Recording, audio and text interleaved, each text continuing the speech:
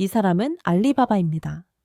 성실하고 부지런한 젊은이로 돈을 벌어 미궁에 도달하기 위해 매일 육체 노동을 합니다.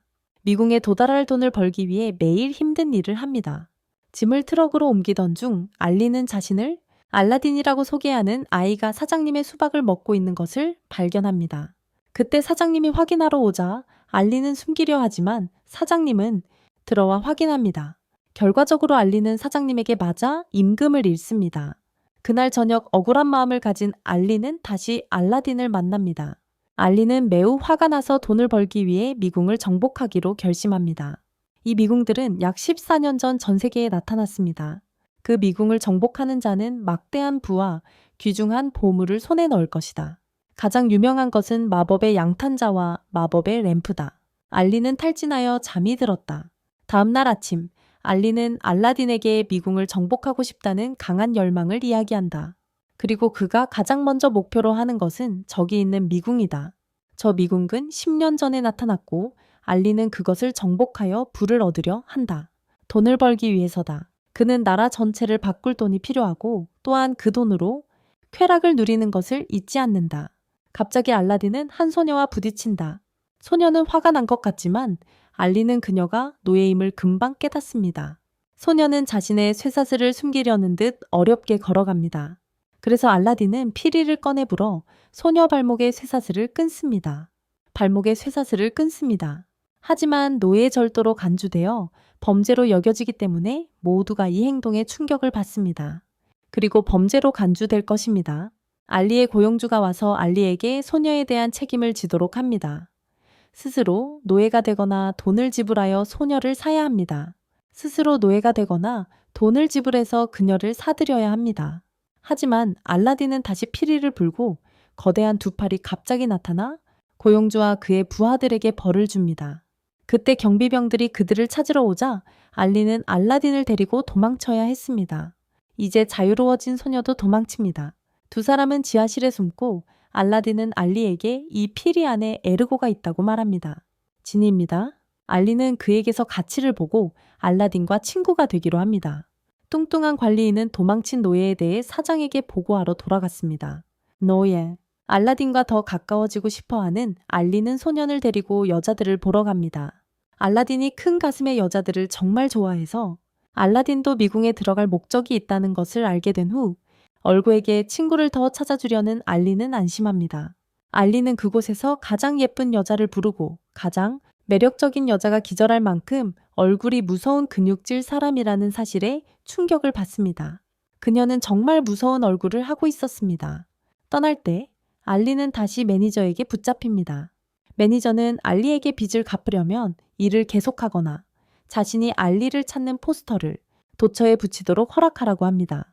알리는 돈을 벌어 빚을 갚으려 미궁에 가고 싶어 하지만 매니저는 비웃고 결국 알리는 빚을 갚기 위해 계속 일해야만 합니다.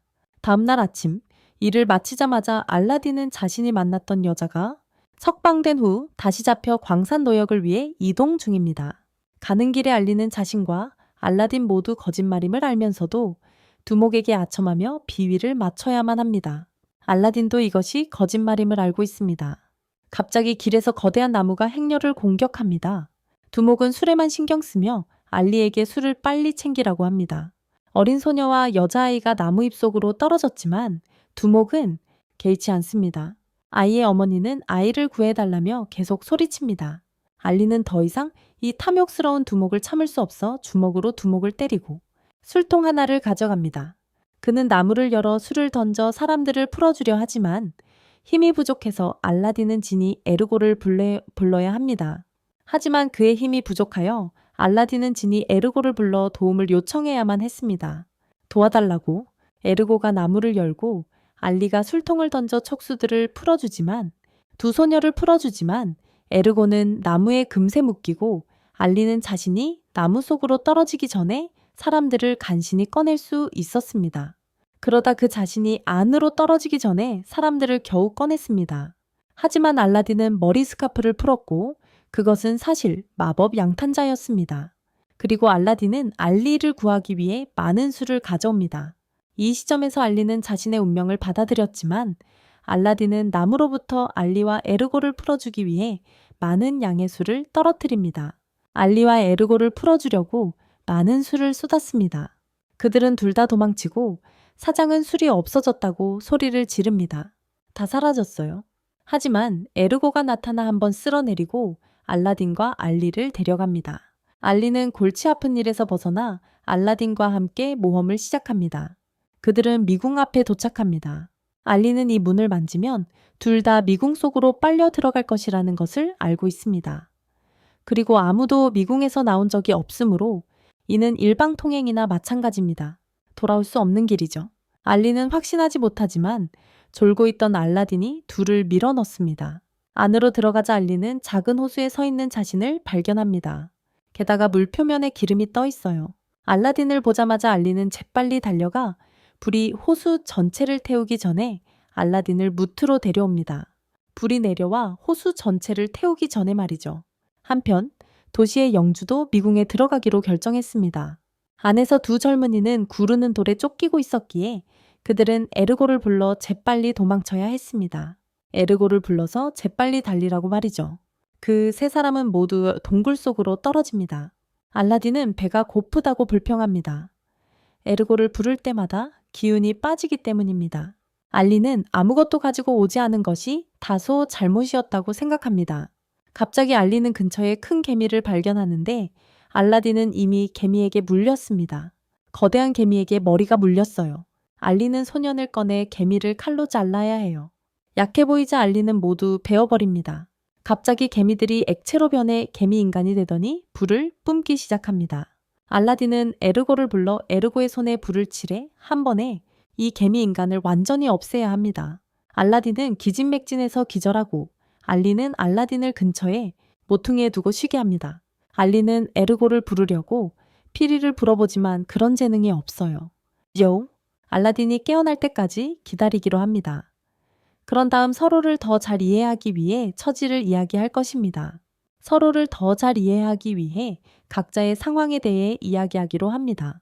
알리가 깨어났을 때 갑자기 주인이 여기에 들어온 것을 알게 됩니다. 갑자기 분홍머리 소녀가 알리와 알라딘을 발견하고 주인을 부릅니다. 주인은 알리를 무시하고 막이라는 이름으로 알라딘만 부릅니다. 갑자기 알라딘을 데려가고 알리는 처리하라고 명령합니다. 알리는 근육질 하인을 제압하는 데 성공했고 그래서 주인은 근육질 하인을 처분하면서 알리를 칭찬해야 했습니다. 알리가 그 하인보다 더 강하다고 생각했기 때문입니다. 즉, 그 하인은 버릴 수 있는 존재였습니다. 그 하인보다 강하다고 생각했기에 그 하인은 버릴 만한 존재였습니다. 그러자 알리는 주인에게서 멀어지게 됩니다. 돌비석에 도착했을 때 알리는 그 언어를 알아보았고 그래서 주인은 그의 유용함에 대해 보상합니다.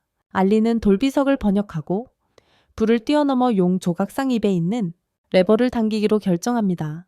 주인 일행이 지나간 직후 불이 다시 치솟아 알리를 태웁니다.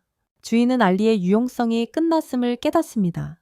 그러자 알라딘이 깨어나고 주인은 알라딘의 피리를 알리가 훔쳐 떠났다고 말합니다.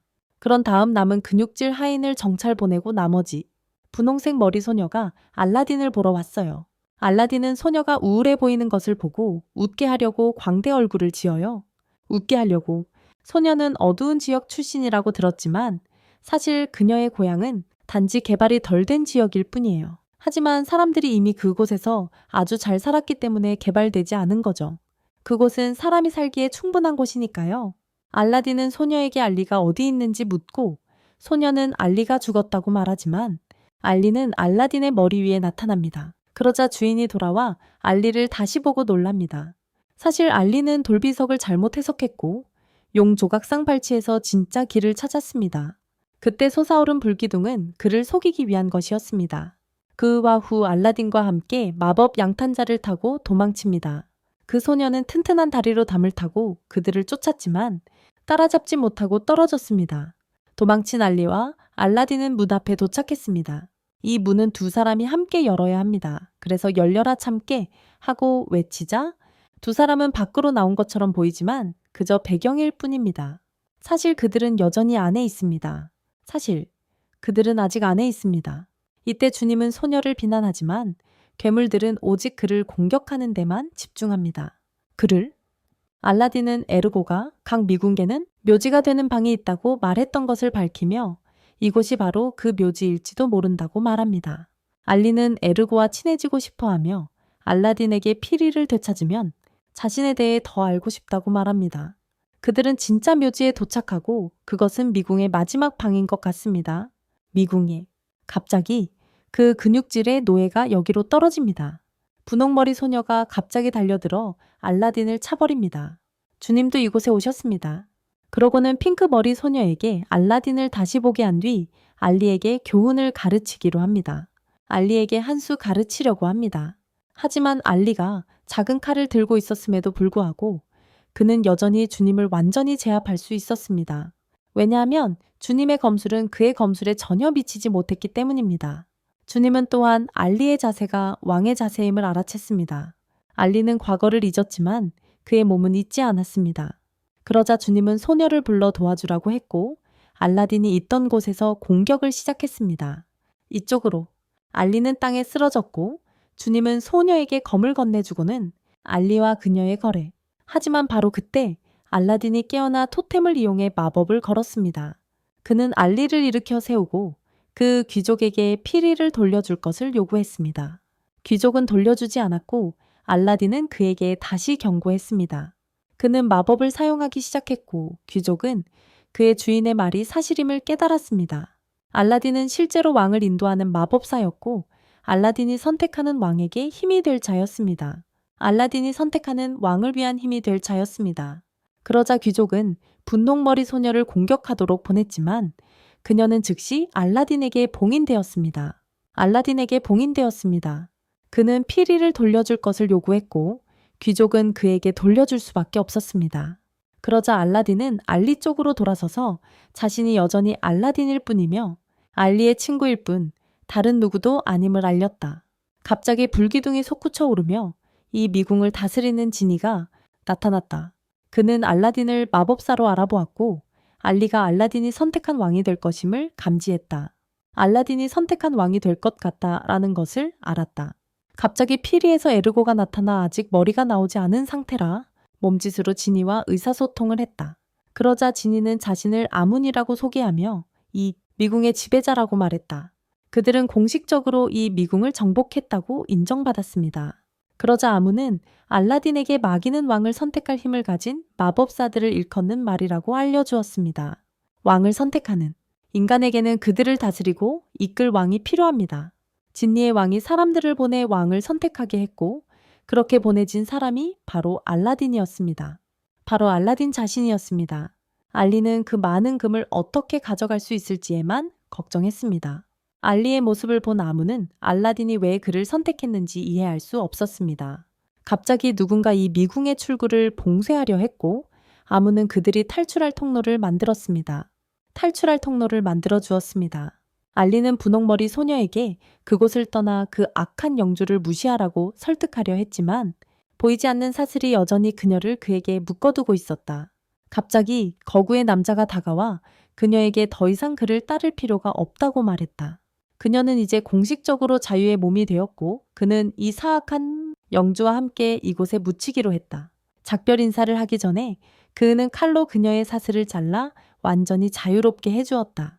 그 후 알라딘 일행은 공식적으로 떠났고 미궁 전체를 봉인할 사람은 다른 마법사였다.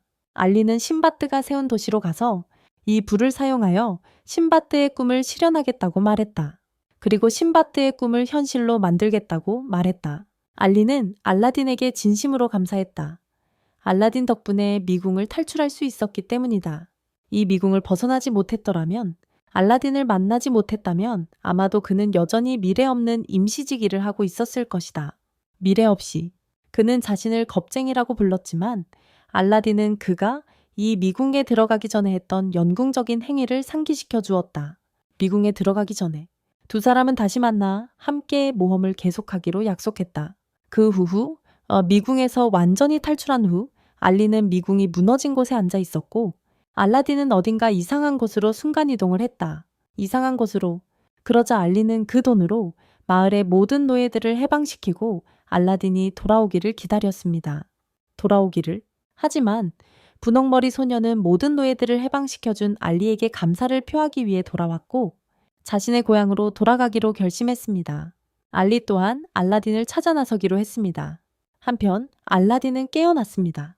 그는 자신을 룩의 아이라고 부르는 할머니를 만났습니다. 룩은 알라딘과 할머니 모두 볼 수 있는 영혼 나비입니다. 사람이 죽으면 영혼이 룩이 됩니다. 알라딘은 룩이 자신을 자주 도왔다고 말했고 할머니는 그가 누구인지 깨달았습니다. 그러자 알라딘은 밖으로 나가 유목민 마을처럼 보이는 것을 발견했습니다. 정찰대가 돌아왔고 이 젊은이 도기가 알라딘을 발견하여 이곳으로 데려왔습니다. 이 마을은 왕족의 압력을 받고 있었지만 전과 같이 그들을 몰아낼 수 있다고 확신했습니다. 그들은 이전과 같이 그들을 몰아낼 수 있을 거라고 자신했습니다. 그들은 알라딘의 진위를 보고 깜짝 놀라 스파이라고 생각했습니다.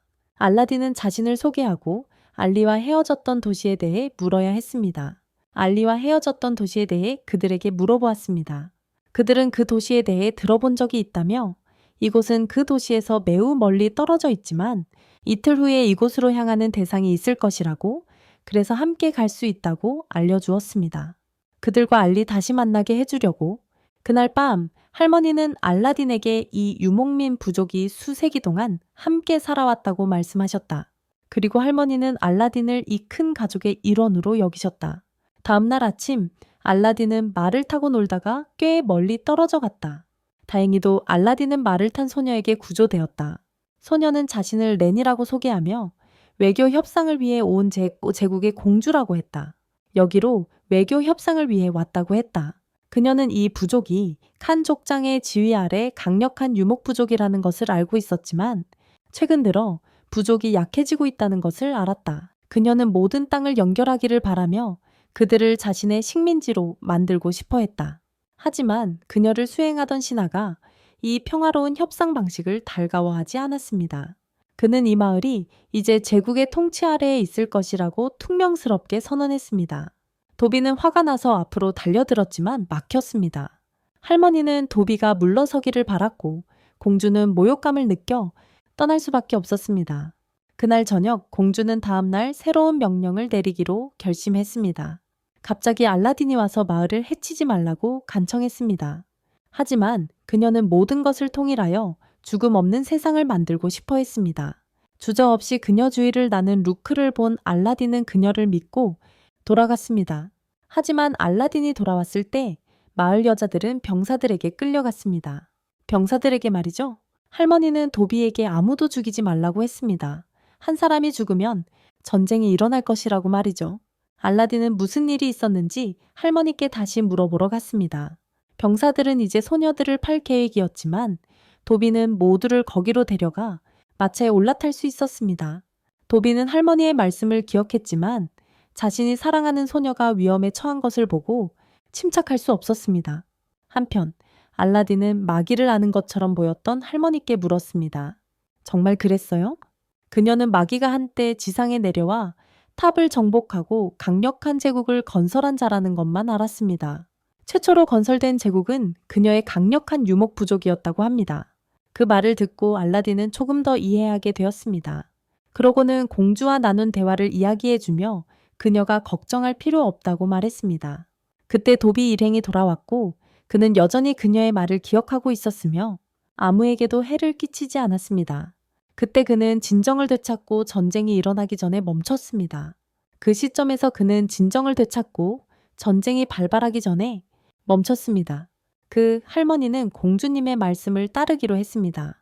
자신의 어리석은 자존심이 아닌 자손들의 목숨을 지켜야 한다는 것을 깨달았기 때문입니다. 그 후 모두 모닥불 주위에 앉았습니다. 할머니는 잠시 화장실에 다녀오겠다며 자리를 비웠습니다. 달을 바라보며 서 있는 동안 할머니는 자신이 기다리는 것을 볼 때까지 살아야겠다고 결심했습니다. 그 순간 화살 하나가 그녀의 등에 꽂혔습니다. 아직 아무것도 모르는 알라딘은 그녀가 왜 이렇게 오래 걸리는지 의아해했습니다. 알라딘과 다른 이들은 할머니가 부상을 입었다는 것을 알게 되었습니다. 그녀는 아직 살아있었고 마을로 급히 데려가야 했습니다. 알라딘은 그녀를 빨리 데려오기 위해 자신의 마법 양탄자를 꺼냈습니다. 다음 날 아침 제국의 한 병사가 온몸에 화살을 맞고 돌아왔고 그 장군은 유목민 부족을 탓했습니다. 하지만 공주는 직접 가서 확인하고 싶어 했습니다. 장군은 동의하지 않았지만 공주가 고집하자 그는 그녀에게 군대의 지휘권을 넘겨줄 것을 요구했습니다. 한편 마을 사람들은 더 이상 참을 수 없어 일어서서 싸우라고 요구했습니다. 도부는 그들을 막고 싶었지만 할 수 없었습니다. 할머니가 의식을 잃은 사이 마을 사람들은 무기를 들고 일어섰습니다. 싸우려고? 사실 장군은 이것을 계획했습니다. 두 가지 목적으로 공주를 떠나게 하려 했습니다.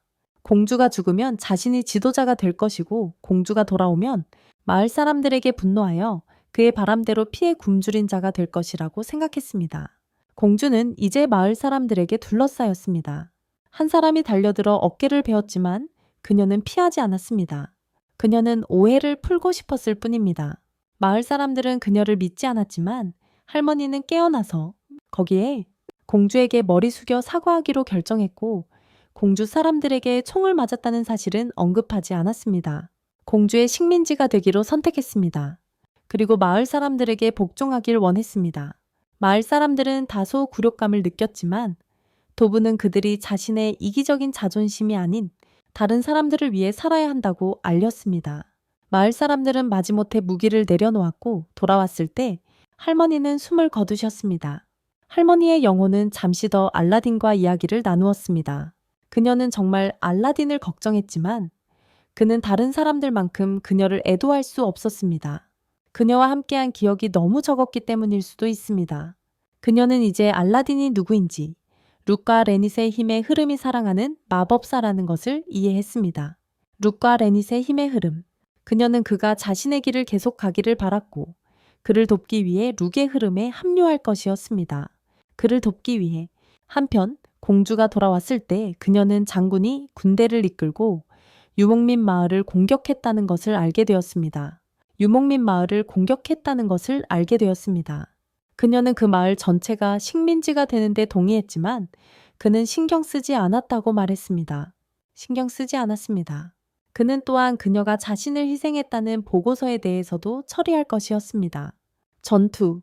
하지만 그녀를 향해 쏟아지는 화살 세례에도 불구하고 그녀는 여전히 그것들을 막을 수 있었습니다.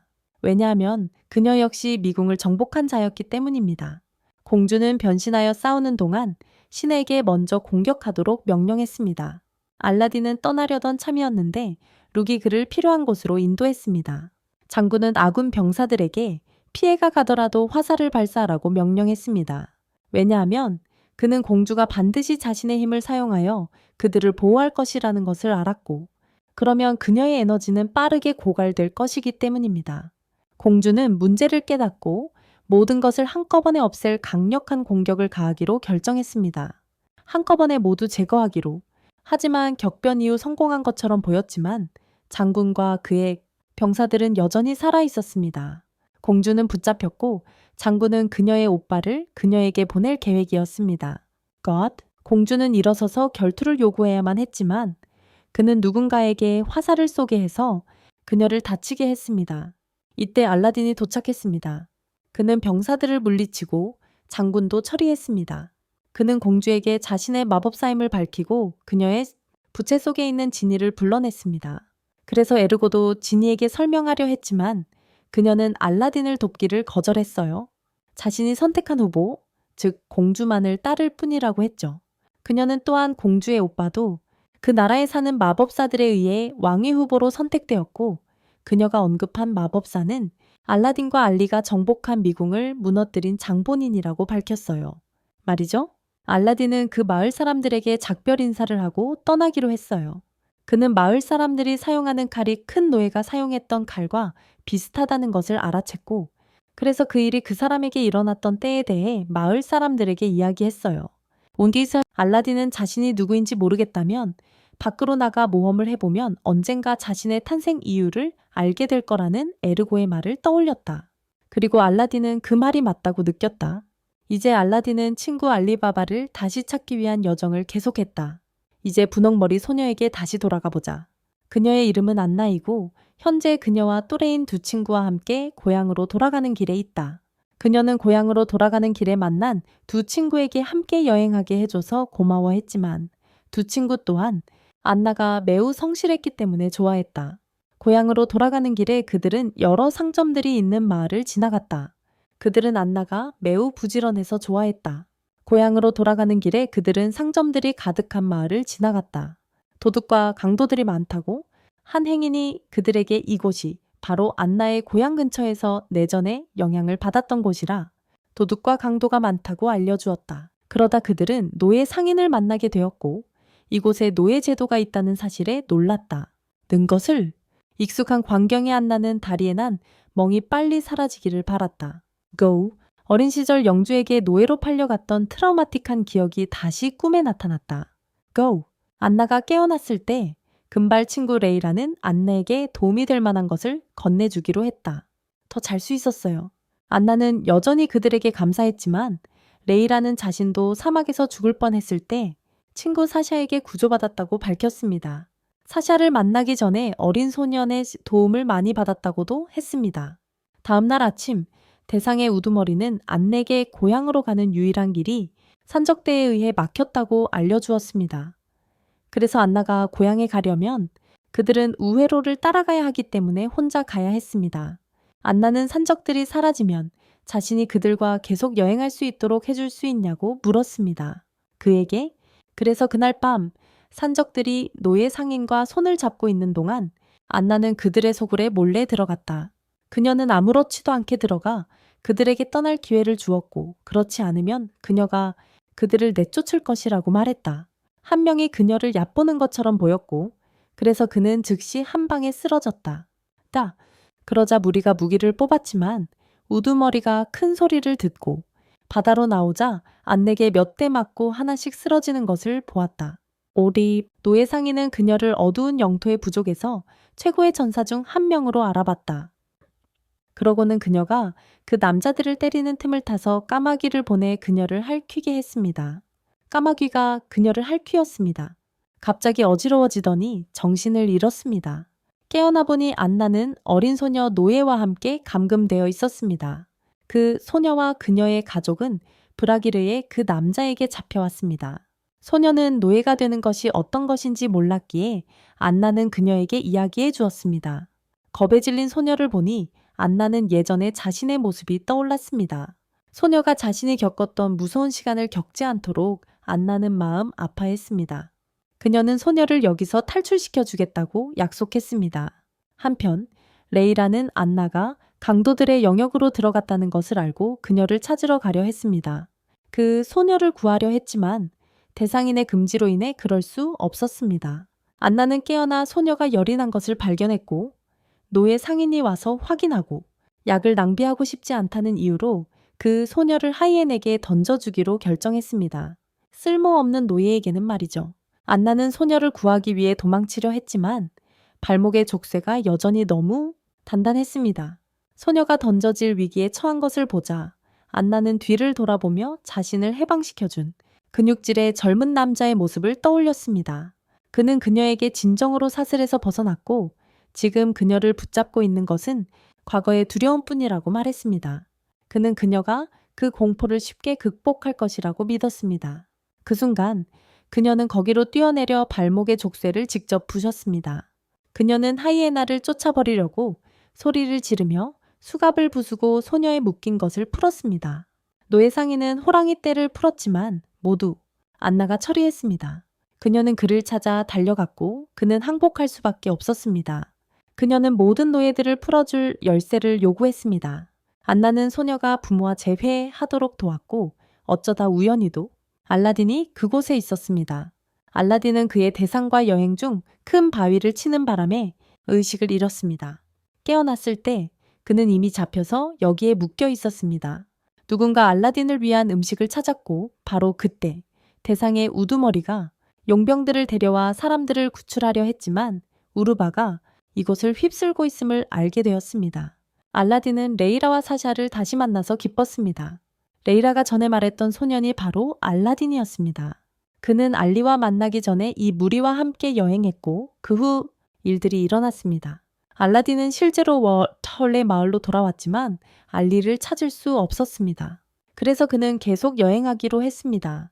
그리고 이제 그는 안나와 함께 고향으로 가서 아마도 알리를 만나기를 바랍니다. 그날 저녁 일행 모두 함께 축하하며 자리를 함께 했고 다음 날 아침 알라딘과 안나는 대상에서 헤어져 각자의 길을 갔습니다. 한편 그 굴에서 탈출한 3명의 강도들은 길을 헤매다가 우연히 길가에서 금, 은, 보석으로 뒤덮인 채 술에 취해 자고 있는 젊은 남자를 보았습니다. 그 사람은 다름 아닌 신바드였습니다. 이 사람은 다름 아닌 신바드였습니다. 신바드 이야기의 모든 사건을 요약한 영상이 있습니다. 구석에 있는 이를 클릭하거나 제가 댓글에 남겨드리겠습니다. 찾아서 보세요. 알라딘에게 돌아가죠. 안나는 알리가 이곳을 지나갔다는 것을 냄새로 알았습니다. 갑자기 그들은 모든 것을 도둑맞은 젊은이 신바드를 만났습니다. 그래서 알라딘은 그에게 잠시 입을 옷을 빌려주어야 했습니다.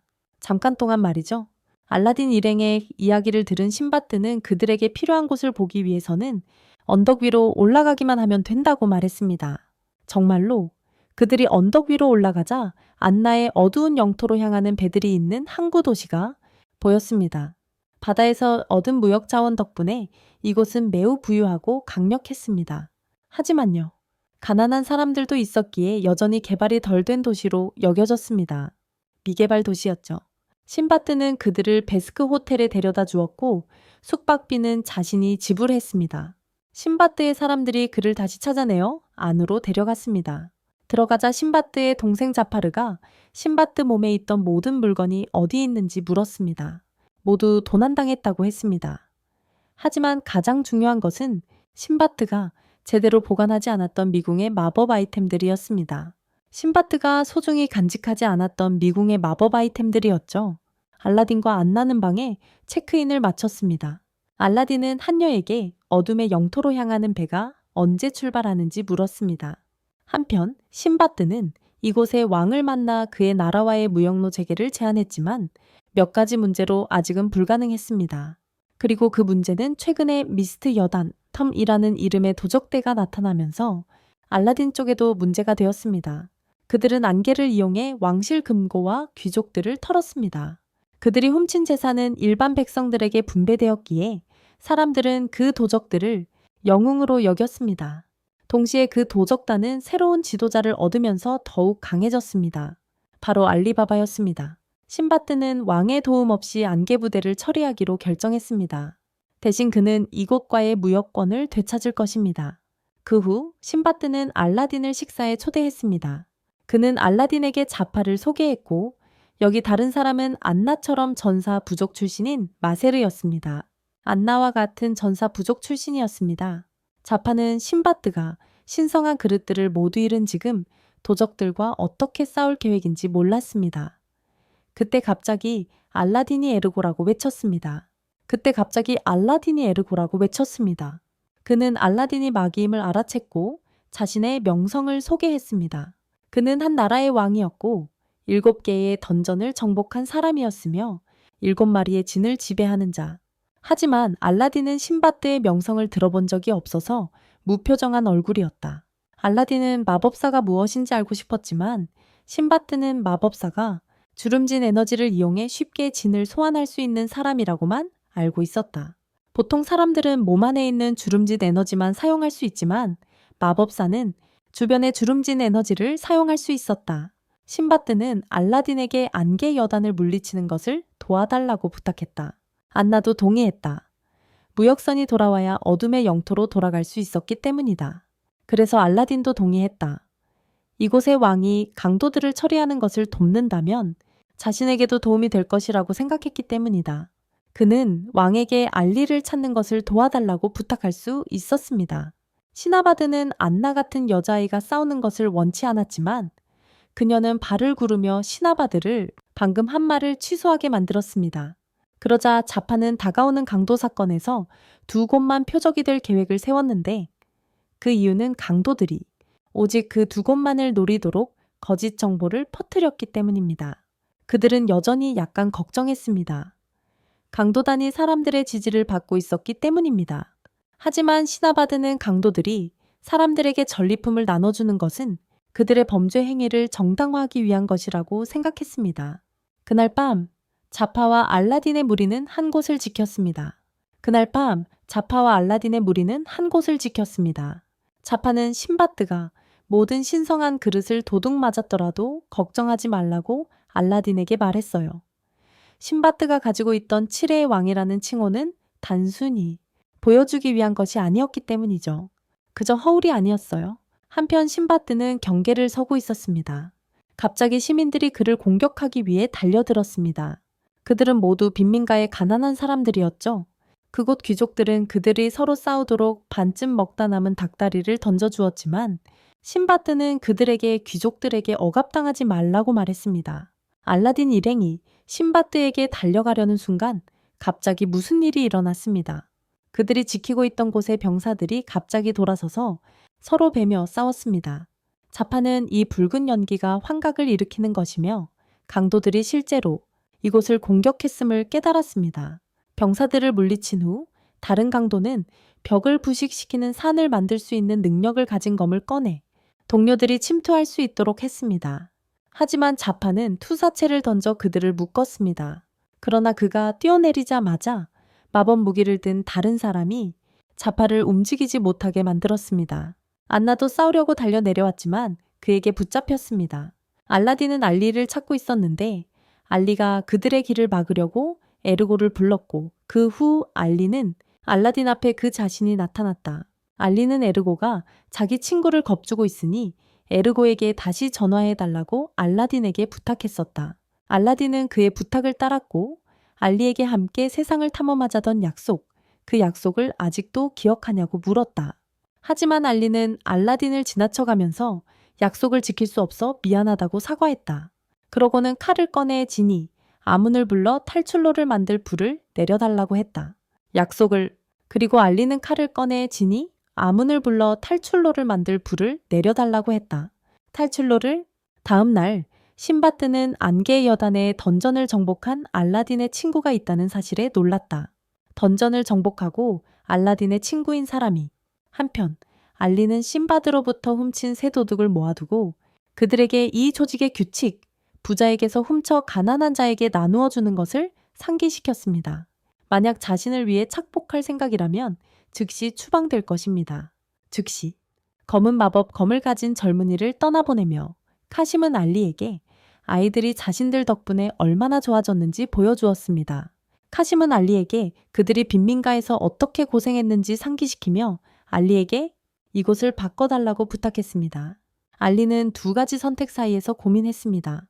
하나는 은인이자 절친인 알라딘과의 약속을 지키는 것, 그리고 다른 하나는 그의 후원자이자 가장 친한 친구인 알라딘과의 약속을 계속 지키는 것, 혹은 두 명이 많은 사람들의 정의를 위해 싸우죠.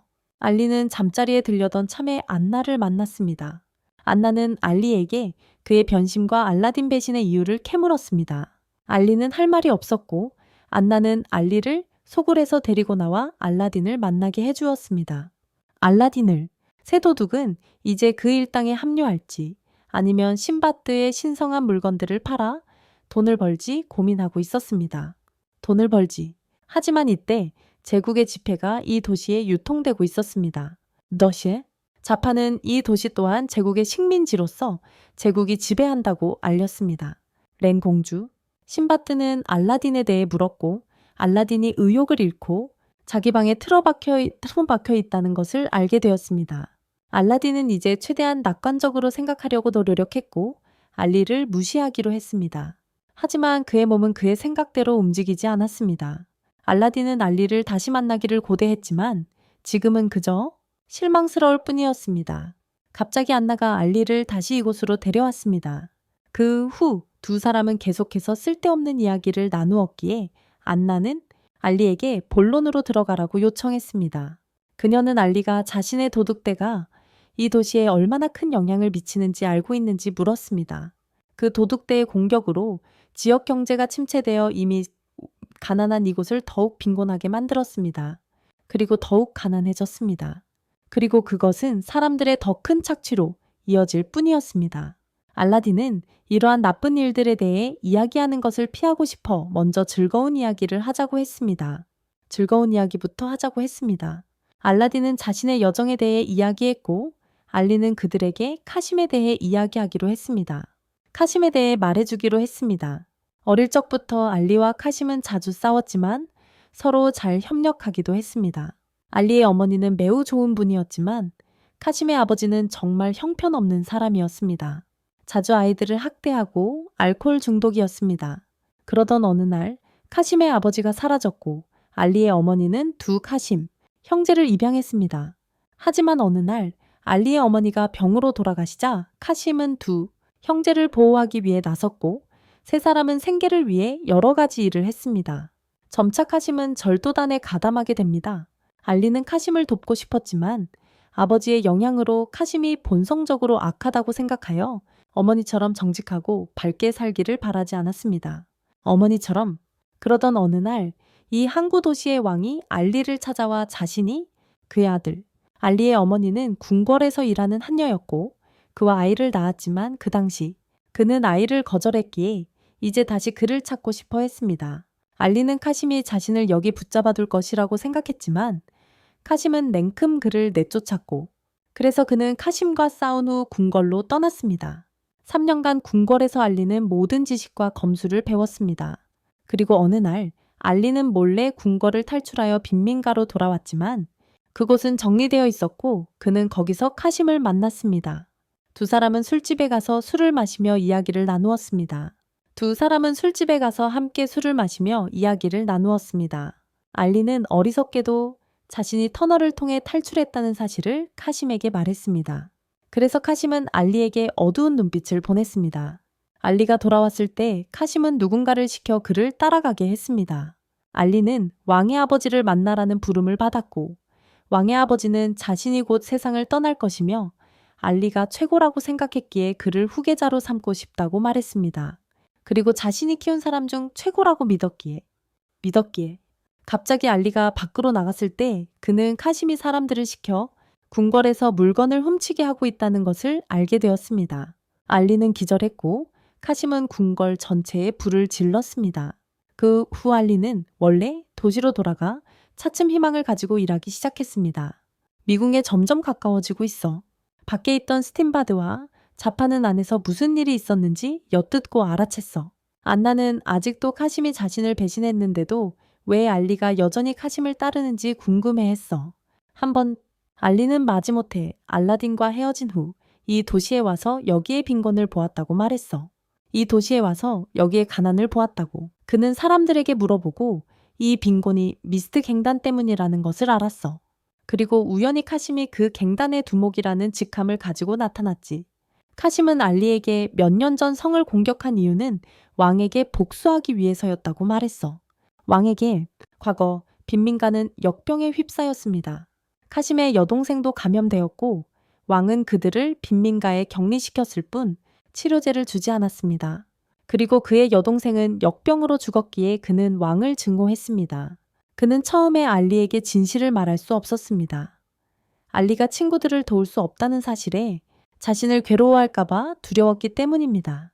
알리는 카심의 갱단이 궁극적으로는 여전히 도둑이라는 것을 알고 있었지만 그는 차라리 쓰레기처럼 사는 것보다 사랑하는 사람들과 친구들을 구하기 위해 도둑이 되는 편을 택했습니다. 그래서 알리는 갱단을 부자를 털어 가난한 사람들에게 나눠주는 목표로 이끌었습니다. 가난한 사람들에게 나눠주도록 알라딘은 알리가 이제 유목민 노파와 똑같이 생각하고 있다는 것을 깨달았다.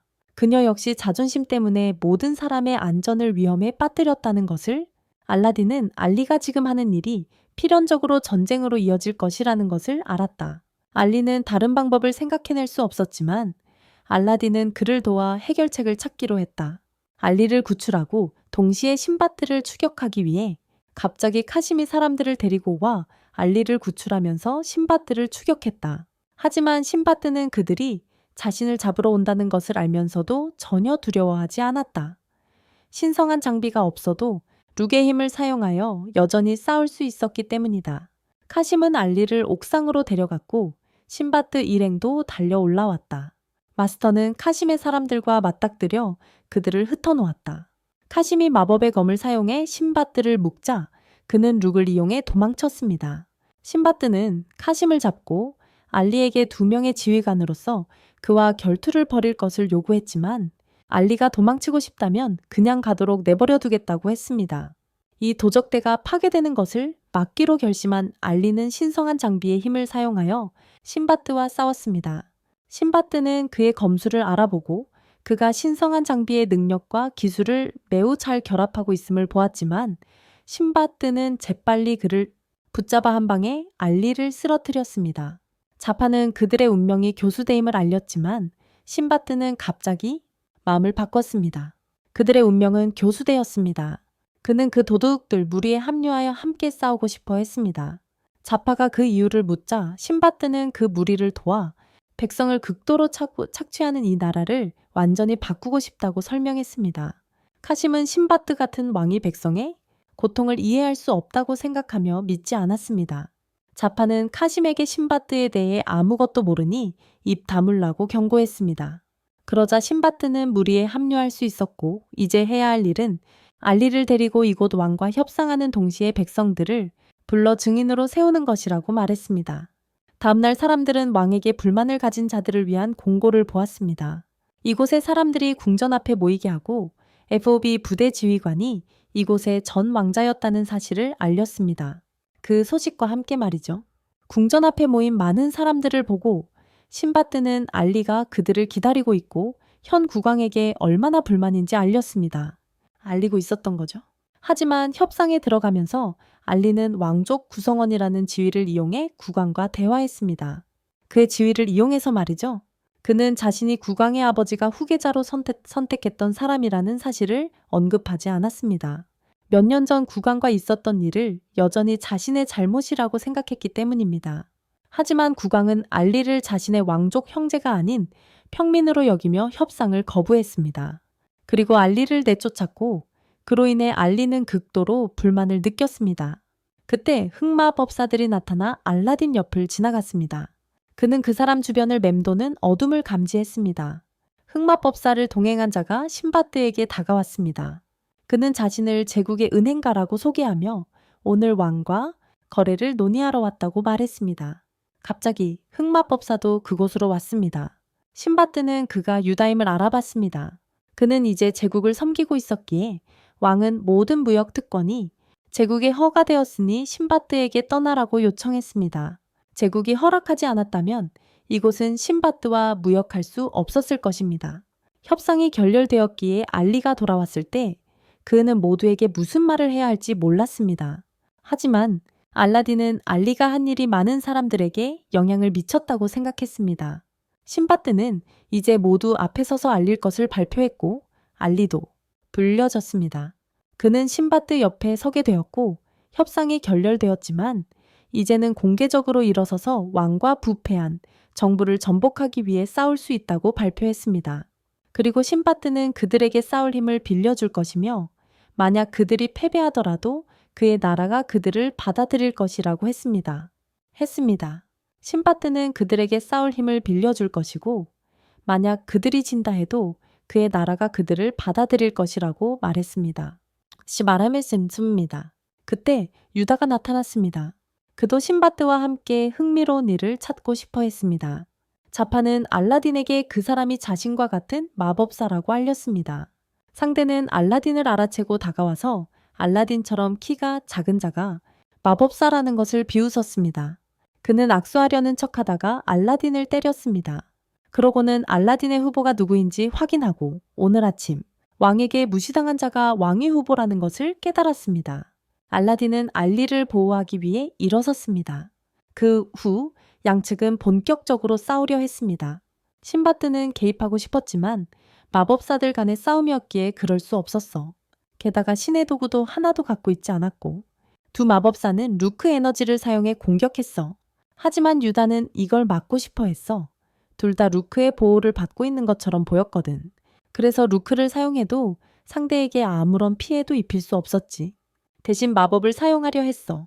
루크를 에너지로 전환시켜 이런 식으로 번개 마법을 만들어낼 수 있었지.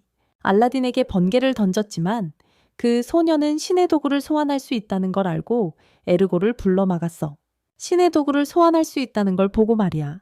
유다는 소년의 능력을 인정하고 안개를 응축시키는 주문을 걸었어. 그걸 물로 응축시켜 얼립니다. 그는 얼음 덩어리들을 던졌고 에르고는 그것을 막은 후 그를 쓰러뜨리려고 뛰어올랐습니다. 습니다. 유다는 아직 얼음이 남아 있었고 기습 공격을 가했고 에르고는 자신의 몸으로 방어해야 했습니다. 알라딘은 에르고에게 더 많은 힘을 주려고 올라가려 했지만 유다는 그가 단지 에르고를 더 심하게 다치게 한다고 생각했고 알라딘이 에르고의 귀환을 원한다면 헤르보는 돌아오지 않았고 알라딘은 그가 싸우는 이유를 물었습니다. 그는 그저 심심해서 오락거리를 찾고 싶었다고 말했습니다. 그는 계속 공격했고 알라딘의 친구들이 도와야 했습니다. 엘리는 약하다고 생각하며 거만하게 굴었지만 엘리는 그의 방어막을 뚫고 얼굴을 베었습니다. 화가 난 그는 엘리를 날려버렸습니다. 그 순간 에르고가 다시 일어서서 싸웠습니다. 에르고는 주다의 얼굴을 계속해서 때렸고 주다는 알라딘이 허브에게 루치를 공급하는 것을 멈췄기 때문에 알라딘이 부정행위를 했다고 비난했습니다. 그래서 에르고는 다른 사람의 루치로 싸우고 있었습니다. 즉, 에르고는 더 이상 알라딘의 소유가 아니었습니다. 그러고는 큰 얼음 조각으로 에르고를 찔렀고 에르고가 자랑스러워하는 순간 에르고는 그를 잡아 으스러뜨렸습니다. 그러자 그는 큰 얼음 조각으로 에르고를 찔렀고 에르고가 기뻐하는 순간 에르고는 그를 붙잡아 부셔버렸습니다. 그래서 에르고는 완전히 제어할 수 없게 되었다. 알라딘은 에르고를 전혀 제어할 수 없었다. 더 심각한 것은 에르고가 유다를 바로 죽이려 했다는 것이다. 하지만 제국의 또 다른 공주가 사람들을 보내 유다를 구출했다. 에르고가 여전히 싸우려는 것을 보고 그녀는 자신의 무기를 꺼내 공격을 막았다. 하지만 계속해서 막는 것만으로는 아무것도 해결되지 않자 그녀는 무기를 사용해 돌진하여 공격했고 에르고에게 큰 구멍을 냈다. 에르고는 피리 속으로 강제로 밀려났다. 알라딘은 자신의 마법 양탄자를 타고 싸우러 왔고 유다가 문제를 일으켰다고 주장했다. 그래서 그녀는 가면을 쓴 3명의 부하들을 뛰어내려 보내 상황을 처리하기로 결정했다. 아래의 무고한 사람들을 위해서 가장 큰 놈은 마세르가 막았어. 다른 하나는 자파와 안나가 처리했고 칼을 든 놈은 알리와 맞섰습니다. 공주 자신이 알라딘과 맞섰습니다. 하지만 신바드가 그녀의 손을 멈추게 하고 알라딘에게도 진정하라고 말했습니다. 신성한 장비는 그런 상처로 죽지 않을 테니까요. 신바드는 공주에게 떠나라고 요청했고 공주는 알라딘을 놓아주고 자기 백성들을 철수시켜야 했습니다. 알라딘은 에르고의 별이 사라진 것을 보고 전송을 시도했습니다. 거기에 힘을 쏟았어요. 신바드와 다른 사람들은 심각하게 다친 사람이 있는지 확인하러 갔어요. 다행히 사망자는 없었어요. 안나는 도울 수 없어서 무력감을 느꼈고 알리도 신성한 장비를 사용해서 알라딘을 전혀 도울 수 없었던 것에 대해 자책했어요. 신성한 장비를 사용해서 알라딘을 전혀 도울 수 없었던 자신을 탓했어요. 알리가 자신의 상처를 확인하던 중 안나가 갑자기 들어왔어요. 안나가 알리의 상처를 확인하던 중 갑자기 자파가 알라딘이 위험하다고 보고했어요. 위험에 처해 있다고 말이죠. 그들은 알라딘을 찾으러 갔고 의식을 잃고 목숨이 위태로운 알라딘을 발견했어요. 피리는 여전히 그의 엄청난 에너지를 빨아들이고 있었어요. 신바드는 알리에게 알라딘에게서 피리를 치우고 그를 방으로 데려가라고 했습니다. 신바드의 말에 따르면 알라딘은 너무 많은 에너지를 사용해서 기진맥진했습니다. 그리고 너무 지쳐서 알라딘은 에너지를 충분히 사용할 수 없어서 몸을 회복하지 못했고 그 결과 피리가 알라딘의 생명력을 빨아들이고 있었습니다. 힘을 말이죠. 피리의 별이 아직 돌아오지 않았으므로 며칠 동안 알라딘을 그대로 두어야 했습니다. 그렇게 말이죠. 그러자 대원들은 알리에게 안개 속 대원들은 어떻게 될 거냐고 물었지만 신바드는 자신이 모든 것을 처리할 것이며 지원군이 곧 도착할 것이라고 말했습니다. 갑자기 그 순간 군대가 도착했습니다. 알리는 자신에게 검술을 가르쳐준 스승과 재회했습니다. 그는 알리의 형이자 왕세자와 함께 왔습니다. 신바드는 그들이 내부자임을 밝혔습니다. 왕세자가 궁궐의 모든 것에 대한 정보를 그들에게 제공했습니다. 궁궐의 모든 것을. 그의 말에 따르면 수년 전 왕이 죽었을 때 그들의 형이 왕위에 올랐고 그 제국의 은행가가 와서 경제를 회복할 방법을 제시했습니다. 여기서 말이죠. 그는 이 나라에 지폐를 도입했지만 이 나라에서 지폐의 유통은 지방에서 인플레이션이 발생했는데 종이화폐는 제국과의 거래에서만 가치가 있었기 때문입니다. 국가의 인플레이션이 심해지자 정부는 은행으로부터 더 많은 돈을 빌려야 했습니다. 그러자 국가의 모든 권리가 담보로 사용되었습니다. 대출 담보로요? 이로 인해 백성들에게서 착취적인 세금이 계속 증가했고 귀족들은 백성들의 고통에는 아랑곳하지 않고 계속해서 돈이 떨어지면 더 많은 돈을 빌렸습니다. 결국 왕은 백성을 담보로 사용하기로 결정했고 과거의 항구 도시는 노예매매 도시로 변했습니다.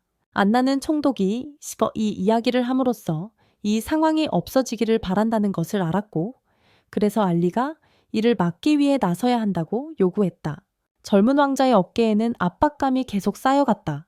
총독은 5일 후 왕이 제국 공주와 결혼하고 그때까지 노예무역 조약이 통과될 것이라고 알렸다. 그리고 그들은 5일 안에 그 왕을 몰아낼 수 있을 뿐이었다. 그러자 장군은 총독에게 돌아가 알리에게 전적으로 의지하라고 말해야 했다. 다음 날 아침 알리는 의식을 잃은 알라딘 옆에 앉아 그에게 속마음을 털어놓을 수밖에 없었다. 신바드는 그들이 아직 어떤 큰 문제도 해결하지 못했다는 것을 알아챘다. 그들은 여전히 중요한 문제들을 해결하지 못했음을 알았다. 신바드는 그들이 아직 중대한 문제들을 해결하지 못했다는 것을 알아챘다.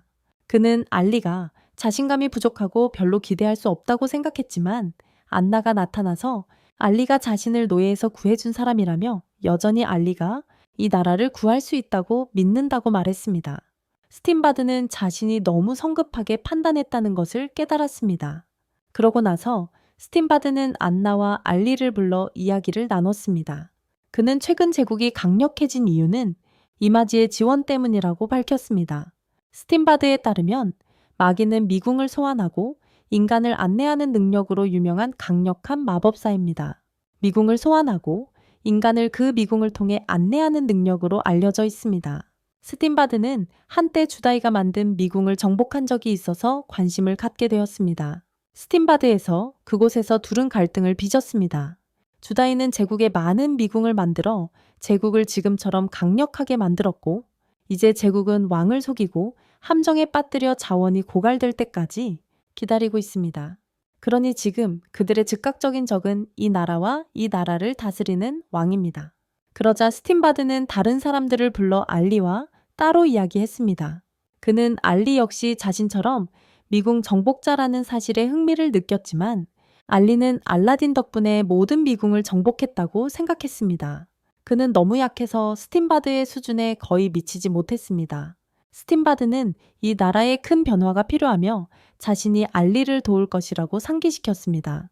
이곳의 왕이 될 것이다. 그는 알리를 돕기 위해 모든 자원을 사용하려 했지만 알리는 자신이 왕이 될 수 없다고 생각했다. 왕이 될 수 없다고. 그러고는 잠시 생각을 정리하러 나갔는데 갑자기 사람들에게 발견되었다. 사람들에게 둘러싸인 알리는 어찌할 바를 몰랐는데 갑자기 카산이 알리를 배로 데려가 버렸다. 카산은 왕이 사람들을 노예로 만들려는 계획을 알게 되었고 그래서 사람들을 선동하여 쿠데타를 일으켜 전쟁을 일으키기로 결심했다. 그 배후의 수수께끼 인물이 그들에게 무기를 공급할 것이다. 배후의 수수께끼 인물이 그들에게 무기를 공급해 줄 것이다. 하지만 알리는 그렇게 하면 유혈 사태만 더욱 악화될 것이라고 반대했습니다. 하지만 카사는 어차피 일어날 일이며 사람들은 기꺼이 프림을 위해 희생할 것이라고 믿었습니다.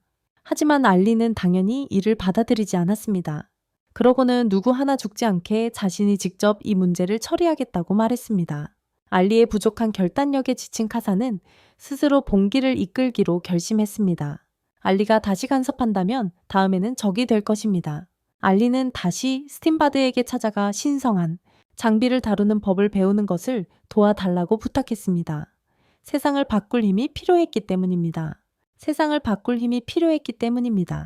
다음 날 아침 스팀바드는 그에게 첫 번째 단계는 신성한 장비의 힘과 하나 되는 법을 배우는 것이라고 말했습니다. 신성한 장비의 힘과 하나 되는 것이었습니다. 그는 무기와 자신의 몸을 하나로 만들기 위해 무기에 많은 에너지를 전달해야 했습니다. 자신의 몸과 무기를 하나로 만들어야 했습니다. 그 형태를 신성한 장비라고 부릅니다. 그런 다음 그는 자신의 불꽃을 더 크게 만드는 연습을 했습니다. 하지만 모든 에너지를 다 쓰도도 여전히 충분히 크지 않았습니다. 알리는 스팀바드에게 에너지를 회복하는 방법을 물었고 그는 신성한 장비 근처에서 몇 시간 동안 휴식을 취해야 한다고 말했습니다. 신성한 장비 근처에서 몇 시간만 쉬면 됩니다. 하지만 전투 중에 에너지가 다 떨어지면 어떻게 해야 할까요? 어떻게 할 건가요? 아직 방법이 있다고 했어요.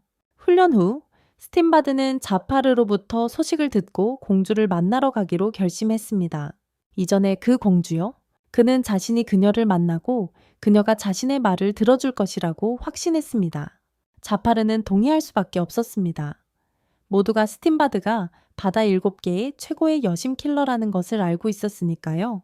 바다 7개의 알리는 이제 알라딘 옆에 앉아 있었습니다. 그는 알라딘에게 폐를 끼쳤다고 느꼈지만 안나는 알라딘이 항상 알리를 좋은 친구로 여겼다고 믿었습니다. 그래서 알라딘이 알리를 돕기 위해 이런 상태가 된 것은 골칫거리였습니다. 안나의 말을 듣고 알리는 깨달음을 얻었고 무엇을 해야 할지 결심했습니다. 그것이 바로 그의 결심이었습니다. 안나는 알리가 이상하게 보이는 것을 알아챘고 곧 알리가 무엇을 하려는지 깨달았습니다. 그의 의도를요? 알리는 열렬히 시위하는 사람들로 가득한 궁전으로 향했습니다. 그는 카심이 사람들을 선동하여 폭동을 일으키기 전에 행동하고 싶었습니다. 알리는 자신의 신분을 밝히고 왕을 만나기를 요청했습니다. 병사들이 거부하자 사람들은 돌을 던져 병사들을 공격했습니다. 알리는 그들을 멈추게 하고 자신이 혼자 갈 테니 걱정하지 말라고 말했습니다. 한편 이전에 나왔던 공주는 자신이 받는 상황 때문에 우울해하고 있었습니다. 정략 결혼으로 시집을 갔습니다. 결혼할 왕의 얼굴도 본 적 없었기에 그녀는 그저 신바트처럼 잘생겼기를 바랄 뿐이었습니다. 은행가는 이제 왕에게 공주 혼수로 가면을 쓴 3명의 전사를 바쳤습니다. 갑자기 누군가 알리가 왔다고 알렸습니다. 왕은 은행객에 무언가를 하라고 했고 그래서 그는 가장 큰 전사를 싸움터로 내려보냈습니다. 그가 내려오자마자 그는 코가 3개 달린 코끼리로 변했습니다. 알리는 그에게 불을 던지려 했지만 그는 계속 물을 빨아들여 고압으로 알리에게 뿌렸습니다. 알리는 이렇게 싸워서는 안 된다는 것을 알고 집중하여 신성한 장비를 활성화시켜 하지만 그의 불꽃은 그것을 활성화시키기에 충분하지 않았고 그래서 그는 코끼리에게 쫓겼어. 다시 그는 방역하며 달아났고 모든 기회에 변신하려 했다. 그러다 집중하는 순간 다른 코끼리에게 공격당했어. 짓밟힐 위기에 처하자 모든 사람들의 모습이 나타났어. 그를 조언하는 사람, 그를 응원하는 사람, 그를 비난하는 사람들, 그로 인해 그는 절망에 빠졌지. 절망에? 하지만 알라딘이 그에게 빛을 주었기에 그는 계속 일어서서 싸울 수 있었어. 싸울 수 있었지. 이제 그는 권력 같은 것들이 전혀 도움이 되지 않는다는 것을 깨달았습니다. 자기 개발만이 진실이었습니다. 그러자 코끼리는 미쳐 날뛰며 알리의 목숨을 빼앗으려 했습니다. 하지만 그는 성공적으로 신성한 무기를 소환하여 코끼리를 둘로 갈랐습니다. 그는 검으로만 변신할 수 있었습니다. 하지만 이 경우에는 검으로 충분했습니다. 그러자 은행가는 한 무리의 원숭이들을 풀어놓았습니다. 2동강이 나도 2마리로 다시 살아났습니다. 다른 원숭이가 나타났지만 안나가 알리를 도와주러 왔습니다.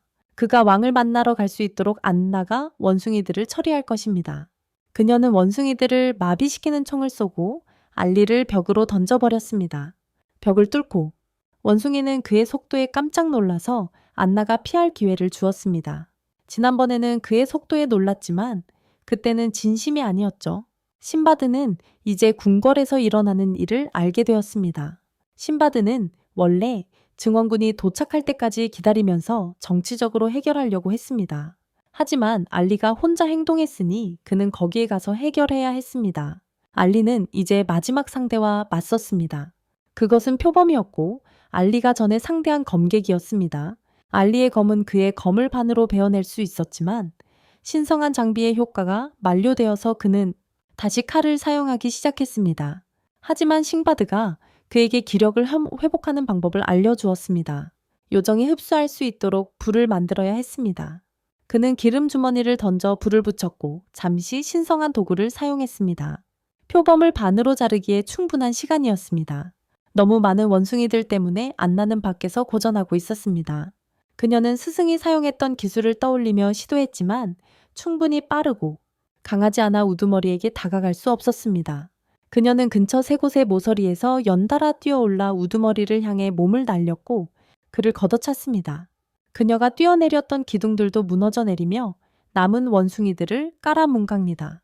원숭이들을 알리가 왕의 방에 들어왔습니다. 왕은 알리가 이야기하러 왔다고 말했음에도 불구하고 알리를 제압하라고 병사들에게 명령했습니다. 하지만 왕은 여전히 알리를 처리하라고 병사들에게 명령했고 총독은 어쩔 수 없이 반대하는 입장을 표명해야 했습니다. 그는 알리를 보호하라고 장군을 불렀습니다. 그는 더 이상 무력하게 있을 수 없었기에 이제 동생 알리를 도와야만 했습니다. 알리를 공주는 밖이 시끄러운 것을 알아챘지만 여기 있는 신하가 그녀에게 거짓말을 했습니다. 결혼 선물을 확인하는 중이라고 걱정하지 않아도 된다고 말했어요. 유다는 이제 회복의 기미를 보였습니다. 안나는 거기 있는 모든 문제들을 처리했어요. 왕은 이제 총독에게 왕이 되는 것이 얼마나 힘든지 보여주었는데 자신이 폐위될 때 총독이 자신을 대신할 것이라고 생각했기 때문입니다.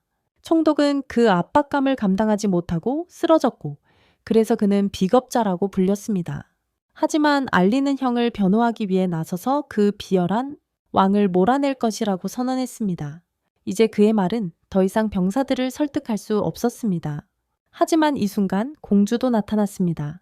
그녀는 늙은 왕이 다소 못생겼다고 생각해서 그와 결혼하고 싶지 않았습니다. 그가 퇴위할 것이라는 말을 듣고 그녀는 새 왕을 선출해달라고 요청했습니다. 장군은 총독이 왕위를 계승해야 한다고 생각했지만 그는 알리가 더 적합하다고 판단하여 그를 선택했습니다. 하지만 알리는 반대했습니다. 그는 노예 매매에 관한 제국과의 계약을 해지하고 앞으로 군주제를 폐지하기로 결정했습니다. 이 나라에는 왕이 아니라 정부와 의회가 필요합니다. 국민들이 스스로 자유롭게 삶을 결정할 것입니다. 이때 신밧도 도착했습니다. 그가 세운 칠해 동맹의 외교관들을 데려왔습니다.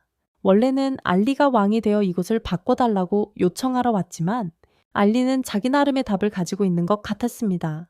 공주는 알리가 이 나라가 제국으로부터 빌린 빚에 대한 책임을 지기를 원했지만 알리는 이 나라에는 이제 아무것도 남은 것이 없다고 그래서 붕괴된 것으로 간주되어 더 이상 존재하지 않는다고 말했습니다. 이곳은 이제 새로운 나라가 될 것이고 그 대출 계약은 무효로 간주될 것입니다. 무효가 될 것입니다. 하지만 그는 그렇게 뻔뻔한 요청을 할 수 있다는 것을 알았습니다. 그것은 그녀에게 제안하는 것으로 간주될 수 있었습니다. 계약이 취소되면 그녀는 정치적 압력을 받지 않을 것이라는 제안이었습니다. 결혼?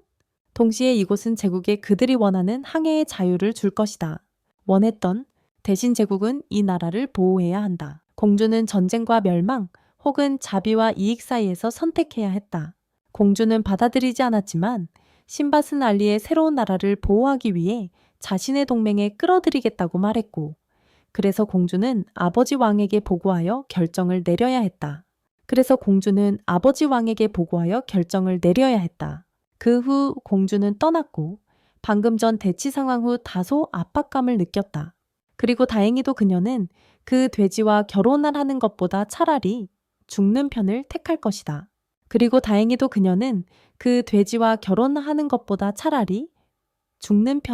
것이다. 알리는 피 한 방울 흘리지 않고 제국과 모든 문제를 해결했습니다. 그리고 나서 그는 나가서 모든 백성에게 나라의 변화를 알렸습니다. 그의 연설은 백성들에게 환영받았지만 갑자기 은행가가 도시 전체의 검은 까마귀 떼를 풀어놓았고 알라딘도 갑자기 엄청난 수의 까마귀를 풀어놓자 그 까마귀들은 갑자기 날아갔습니다. 연설 후 알리는 나라를 바꾸기 위해 여기에 머물러야 한다는 것을 알았습니다. 그래서 아직 알라딘과 모험을 떠나겠다는 약속을 지킬 수 없었습니다. 하지만 그 검은 까마귀 떼는 이제 카심의 군대 주변에 수수께끼 같은 인물이 이끌고 있었습니다. 하지만 그 어둠의 무리는 이제 카심 주변의 수수께끼 같은 인물에 의해 이끌리고 있었습니다. 군대에 카심은 아직도 궁궐에서 무슨 일이 있었는지 아무것도 모르는 것 같았다. 알리가 사람들과 축하하려던 순간 카심이 극도로 긴장한 얼굴로 나타났습니다. 알리가 모든 것을 혼자 해내는 것을 본 카심은 묵묵히 알리를 축하할 수밖에 없었습니다. 하지만 카심은 이 상황이 마음에 들지 않았습니다.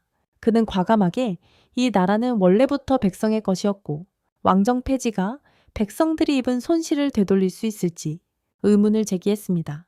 그는 모든 죄를 왕실, 즉 이 순간에 알리에게 돌렸습니다. 환각성 연기를 내뿜는 칼은 사람들을 더욱 미치게 만들었습니다. 알리는 선택을 했고 이제 카심도 선택해야 했습니다. 한편 알라딘의 의식은 피리 속으로 들어가 에르고를 만났습니다.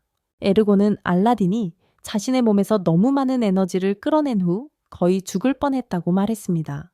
카심의 무리를 지원했던 정체불명의 인물은 이제 은행가를 짓눌러 더 많은 어둠의 룩을 방출하고 빛의 룩 흐름을 완전히 압도했습니다. 알라딘이 방출했던 빛의 룩을 말입니다. 이르모는 알라딘에게 운명의 흐름에 거스르려는 자들이 많다고 말합니다.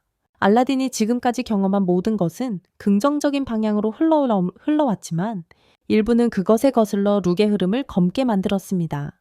에르고가 직접 개입하지 않았다면 알라딘은 이전 전투에서 죽었어야 했습니다. 개입했습니다. 그러므로 에르고는 알라딘이 에르고의 주인이 아니었기에 옛 주인의 에너지를 사용해야만 했습니다.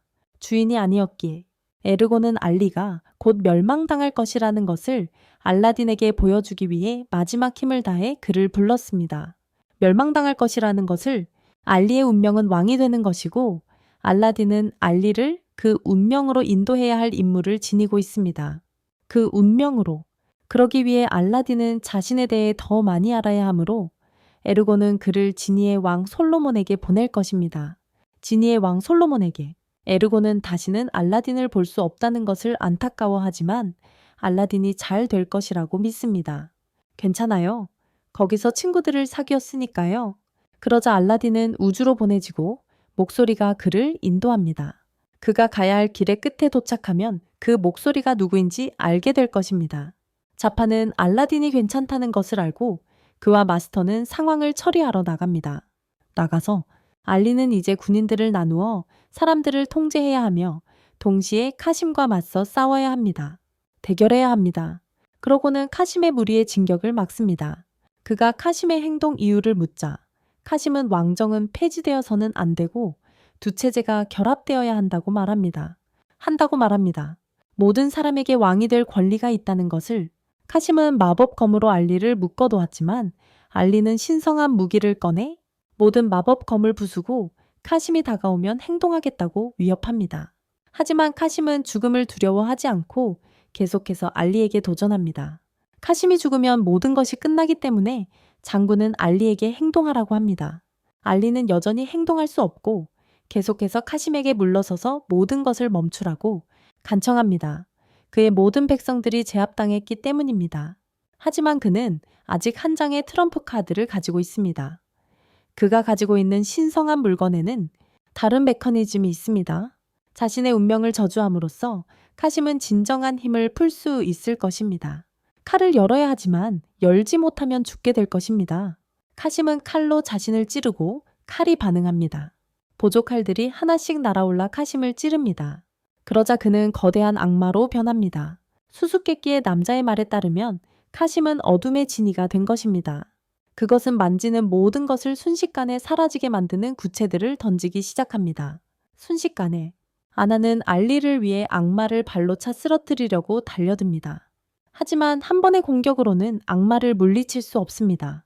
악마는 주변의 어둠의 뿌리를 흡수하며 회복하기 시작합니다.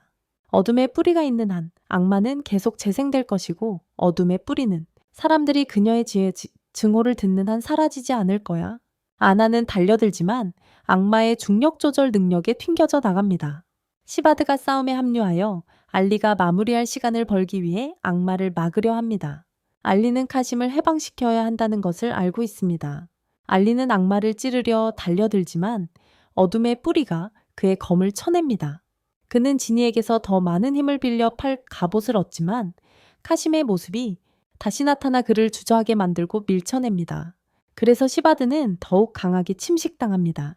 시바드는 튕겨져 나가지만 최근에 나타난 카심의 모습 때문에 악마가 약해졌습니다. 짧은 시간 안에 신바드는 알리가 기회를 잡고 행동하길 바랍니다. 하지만 알리는 여전히 주저하고 그래서 병사들이 알리를 위해 싸우러 옵니다. 모두의 결의를 본 알리는 다시 힘을 되찾습니다. 신바드도 알리가 돌진하도록 조금 돕습니다. 마침내 악마에게 다가가려는 순간 유다는 나타나 알리를 날려버립니다. 알리는 기회를 놓치고 신성한 장비를 사용할 힘이 없습니다. 수수께끼의 남자는 유다에게 알리를 빨리 제거하라고 합니다. 왜냐하면 알리가 미래에 잠재적인 위협이 될 수 있기 때문입니다. 한편 질파르와 마셔는 사람들을 구출하고 있고 새 도둑은 신바드에게 물건을 돌려주기로 했어요. 그만이 상황을 바꿀 수 있으니까요. 지금 당장 멀리서 알라딘도 빛의 뿌리 줄기를 타고 이곳으로 오고 있어요. 그러자 주가그는 마법으로 악마를 조종해요. 신바드를 가두고 악마를 더 크게 만들어 알리를 완전히 처리하려고 해요. 알리? 아나는 알리가 공격을 피하도록 도와야 하고 그에게 악마에게 던져달라고 부탁해요. 악마에게 알라딘처럼 알리는 자신의 몸의 에너지를 사용하여 한 방에 모든 것을 걸고 위험을 감수하기로 결정해요. 자신의 몸의 에너지를 이용해서 아나는 알리의 결의를 따를 수밖에 없었다. 이제 알리가 아무것도 하지 않더라도 알리는 죽을 운명이었으니까. 하지만 알리가 올라가자마자 유다는 그를 밀어 떨어뜨렸다. 그는 악마에게 검을 건네주고 알리의 신성한 장비를 부수려고 달려들었다. 검이 아직 사라지지 않았기에 알리는 여전히 다시 시도하려 했다. 아나는 알리의 결의를 외면할 수 없었고 계속해서 그를 도왔다. 이때 알라딘이 알리를 돕기 위해 나타났다. 주가그는 알라딘에게 지니를 불러내 자신과 싸우게 하려 했지만 에르고는 더 이상 알라딘과 함께할 수 없었다. 하지만 알라딘은 루치 에너지를 사용하여 에르고의 복제체를 만들 수 있었다. 하지만 알라딘이 모든 힘을 다해 유다와 악마를 공격했음에도 불구하고 악마는 잠시 사라졌을 뿐이었다. 그는 아내게 신밧드를 데리고 도시의 몇몇 사람들을 만나게 해달라고 부탁했다. 그리고 동시에 그는 자신이 아직 유다를 물리칠 만큼 완벽하지 않다는 것을 알았다. 그래서 그는 알리의 도움을 요청했다. 그는 알리에게 사람들이 여전히 희망을 붙잡고 있다는 것을 보여주고 싶었고 알리는 바로 그 희망을 불붙인 사람이었다. 희망 덕분에 알라딘은 다시 힘을 얻었다. 그리고 수수께끼의 남자는 알라딘이 솔로몬의 지혜를 얻었다는 것을 알았다. 알라딘은 그러고 나서 화염 마법을 만들어 알리에게 던져 그의 검이 흡수하게 했다. 그리고 원래대로 돌아갑니다. 알리는 앞으로 돌진했고 알라딘은 뒤에서 지원했습니다. 알리는 칼을 악마에게 꽂았지만 곧바로 안으로 빨려 들어갔습니다. 알라딘은 아랑곳하지 않고 유다에게 두통을 유발하는 이미지들을 보여주었고 그로 인해 유다는 쓰러졌습니다. 알라딘은 안에 있는 알리에게 이 어둠의 진이가 사라지려면 카심을 어둠에서 끌어내야 한다고 알렸습니다. 그 어둠의 진이가 사라지려면 말이죠. 카심은 오랫동안 알리의 낙관적인 태도를 싫어했다고 밝혔습니다. 카심은 항상 알리를 자신처럼 절망의 심연으로 끌어내리고 싶어 했습니다. 알라딘은 알리가 이 말에 상처받을 것을 알았지만 알리가 그것을 극복할 것이라고 믿었습니다. 카심은 알리가 왕족 출신의 어머니마저 착하니 너무 완벽하다고 생각했지만 자신은 끔찍한 아버지밖에 없었죠. 그는 운명이 사람의 삶을 결정한다는 것을 받아들이지 않았고 그래서 자신에게 주어진 운명과 싸우기로 결심했습니다. 알리는 벗어나 카심이 자신을 전혀 이해하지 못했다고 말했습니다. 알리는 카심이 언급한 자신에 대한 것들을 결코 생각해 본 적도 신경 쓴 적도 없었습니다. 알리는 자신도 카심과 마찬가지로 빈민가에서 태어났고 살아남기 위해 고군분투해야 했다고 생각했습니다. 카심은 알리가 사라진 동안 자신의 삶이 얼마나 비참했는지 알리에게 보여주었습니다. 역병의 확산부터 여동생의 죽음까지 그리고 격리 조치를 위해 마을 전체가 불타고 그 후에 어떻게 그 의문의 인물에 의해 부대가 조직되었는지 말이야. 알리는 카심을 이해하려고 노력해 본 적이 없었기에 마음이 찢어졌습니다. 그는 항상 카심과 비교당하는 것을 두려워했습니다. 그 말을 듣고 카심은 마음을 바꿨습니다. 카심은 자신도 알리를 이해하려고 노력해 본 적이 없다는 것을 깨달았습니다. 그는 항상 알리를 따라잡으려고도 노력했지만 알리가 그 둘이 동등해지기를 바랐다는 것을 깨닫지 못했습니다. 어둠은 사라지고 어둠의 진이는 서서히 산산조각 나고 있었고 카심은 알았습니다. 이것은 두 사람 모두에게 마지막 순간이었다. 카심은 모든 사람에게 사과하지 않고 알리와 더 많은 이야기를 나누지 않은 것을 후회했다. 떠나기 전에 카심은 알리에게 자신의 계모를 죽였던 일을 보여주었다. 그가 카심의 여동생을 매춘굴에 팔려고 했을 때 그는 자신의 운명을 받아들였지만 자신만큼 악하다고 카심에게 독을 품는 것을 잊지 않았다. 그와 알리는 이제 카심을 쫓으려 했지만 너무 늦었다. 악마는 공식적으로 사라졌고 그 수수께끼의 남자는 유다도 데려갔지만 가는 길에 매복 공격을 받고 신바드 일행에게 제압당했다. 신바드는 그 후 지쳐 있었지만 자신이 작은 부분만 해결했음을 알았다. 문제입니다. 수수께끼 같은 남자의 몸에서 뱀이 기어 나왔습니다. 최근 사건 이후 교회 전체가 알라딘이 방금 첫걸음을 내디디었다는 것을 알게 되었고 알라딘에게는 더 많은 어려움이 기다리고 있을 것입니다. 알라딘은 사람이 죽으면 뿌리의 흐름의 일부가 되므로 알리가 울음을 그치기를 바랐습니다. 뿌리의 흐름 말입니다. 그는 알리가 다시 아버지와 어머니를 만나게 해주었습니다. 알라딘은 알리에게 사람은 죽을 수 있지만 언제나 우리를 지켜볼 거라고 말해주고 싶었습니다. 알라딘은 또한 모든 사람들이 마지막으로 가족을 만나러 돌아갈 수 있게 해주었습니다. 카심과 그의 여동생은 다시 한번 알리를 만나러 돌아왔다가 다시 흐름. 신바드는 돌아와서 마법이 정말 놀라운 능력을 가진 사람들이라는 것을 알았습니다.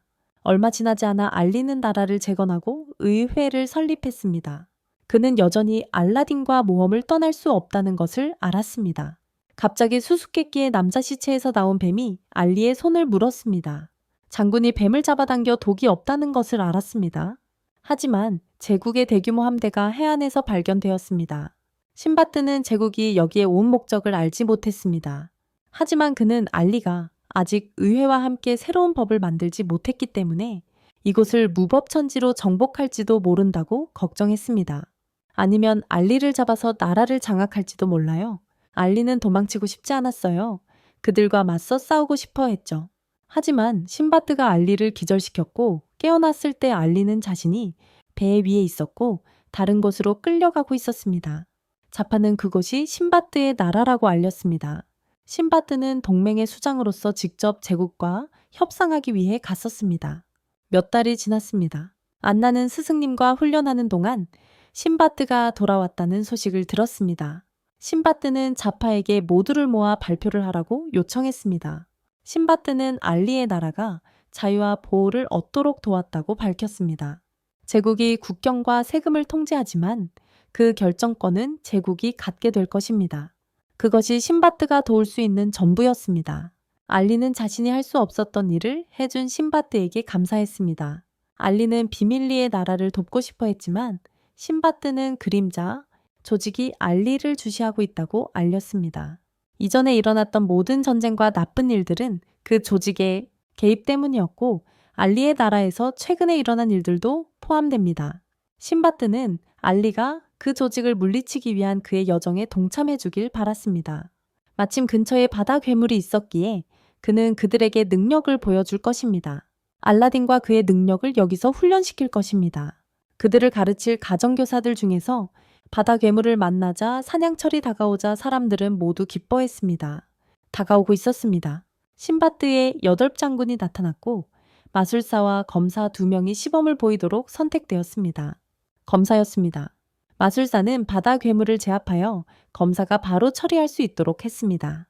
목을 베고 내장을 제거하고 살을 발라내고 사람들에게 나눠줄 수 있도록 작게 자르는 등의 과정을 거쳤습니다. 작게 잘라서 사람들에게 나누어 주었습니다. 그런 다음 신바드는 알라딘을 그의 가정교사이자 마술사인 레이에게 소개했습니다. 알라딘이 그녀의 큰 가슴을 보고 껴앉아 레이하는 그를 삶아서 경고했습니다. 그가 다시 변태가 되지 않도록. 검사는 사켄으로 소개되었고 알리의 스승이 될 것이었다.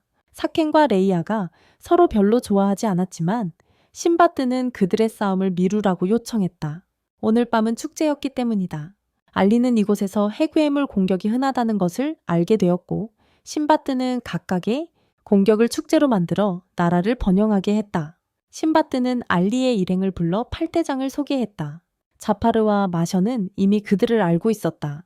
다음은 신바트의 이야기에 등장했던 북극 부족 출신의 전사 희나였다. 그리고 드라코가 있었다. 원래 인간이었던 용 같은 사람이었고 그의 옆에는 그의 아내. 정말 남의 아내가 항상 최고이고 가장 특별하죠. 두 명의 가정교사 라야와 사케는 이미 알려져 있었습니다. 다음 사람은 피스티였고 마지막으로 신바트 이야기에도 등장했던 여주인이 있었습니다. 이야기. 모두 동맹 국가 출신이었고 알리와 비슷한 배경을 가지고 있었습니다. 자파르는 신바트에게 제국의 공주와의 관계에 진전이 있었는지 물었지만 아직 아무것도 하지 않았습니다.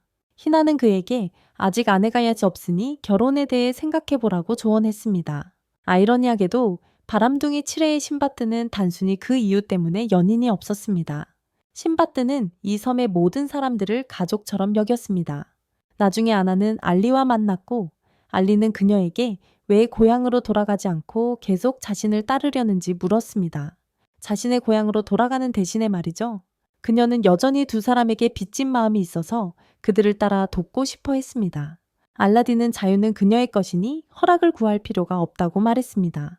아나는 이제 자신이 원하는 것은 무엇이든 할 수 있다는 진정한 자유를 느꼈습니다. 그래서 그녀는 춤을 추기 시작했습니다. 두 사람 모두 아나의 춤을 이해하지 못했지만 알리는 그녀에게 계속 춤을 추라고 격려했습니다. 곧 알라딘은 라야에게 마법 사용법을 배웠습니다. 그것은 명령어를 사용하는 것을 포함했습니다. 알라딘이 지금 사용할 수 있는 마법은 강력하지만 아직 기본적인 수준이었다. 여러 마법을 조합하면 알라딘은 이런 변신 마법처럼 변신 마법을 사용할 수 있었다. 마법을 완전히 익힌다면 그의 잠재력은 무궁무진했다. 알리는 현재 검술 연습 중이다. 그는 진리 아이몬의 신성한 무기와 맞설 만한 이 큰 검을 사용하고 싶어 하지만 그의 칼은 부러졌다. 그래서 신바트가 그를 안내했다. 신바트는 알리에게 진리의 표식을 다른 물건으로 옮길 수 있다고 알려주지만 그것은 알리에게 매우 의미 있는 것이어야 한다. 하지만 알리는 아버지 왕이 처음 번 돈으로 사준 첫 번째 칼밖에 없었습니다. 그것이 그의 첫 번째 칼이었습니다. 그래서 신바트는 알리의 아버지 왕이 그 나라에 왔을 때 그에게 주었던 칼을 꺼냅니다. 그 나라에 왔을 때 말입니다. 알리는 신바트로부터 칼을 되찾았고 알만의 인장은 재빨리 옮겨졌습니다. 아나의 경우 신바트는 그녀를 창고로 데려가 알리의 진이 에몬의 힘을 다스리는 데 도움이 될 물건을 고르게 했습니다. 무엇을 골라야 할지 몰랐지만 금속으로 만들어진 의미 있는 것이 필요했습니다. 그녀는 무엇을 선택해야 할지 몰랐지만 금속으로 만들어진 의미 있는 무언가가 필요했습니다. 오랫동안 차고 있던 것이라면 더욱 좋았습니다. 그래서 그녀는 오랫동안 차고 있던 발찌를 꺼냈습니다. 이것은 알라딘이 그녀를 위해 끊어준 족쇄였고 건장한 남자가 그녀를 위해 잘라준 것이었으며 알리는 공식적으로 그녀를 그 족쇄에서 해방시켜준 사람이었습니다. 그리고 알리가 공식적으로 그녀를 그 족쇄에서 해방시켜준 사람이었습니다. 갑자기 제국에서 사절단이 도착했습니다. 두 명의 사절은 하쿠 왕자와 전에 만났던 고지 공주였습니다. 신바트는 제국에 있을 때 그녀를 만날 기회가 없어서 조금 실망했지만 그녀는 화가 나서 검을 뽑아들고 신바트를 찌르겠다고 요구했습니다.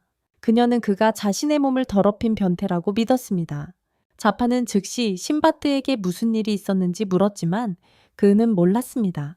젊은 고문관은 그날 일어났던 일을 자세히 설명해야 했습니다. 신바트와 제국 왕이 다음 날 아침 논의를 하고 있던 날 신바트는 어쩌다 코기 공주의 침대에서 깨어났다. 신바트는 위험한 상황에 처해 있다.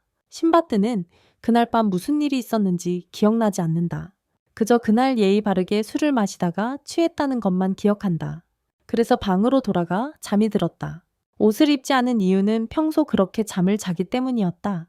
공주는 그때 연회장 구석에 숨어서 신바트를 몰래 흠모하고 있다가 신바트가 떠나자 따라갔는데 누군가에게 약을 먹여 당했고 깨어나 보니 신바트가 옆에 있었다고 사실대로 말해야 했다. 모두 신바트가 공주에게 약을 먹이고 함께 잠자리를 가졌다고 의심했다. 밤중에 그녀에게 유리한 점을 이용했다. 신바트는 자신의 결백을 설명하려 했지만 모두가 그에게 등을 돌려야 했다. 다른 사람들의 딸들을 괴롭히던 신바트의 행위가 더 이상 낯선 일이 아니었기 때문이다. 신바트는 그들에 대한 과거의 감정을 이야기하기 시작했고 그들은 평소에는 신바트가 괜찮았지만 술에 취하면 그렇지 않았다고 인정했다.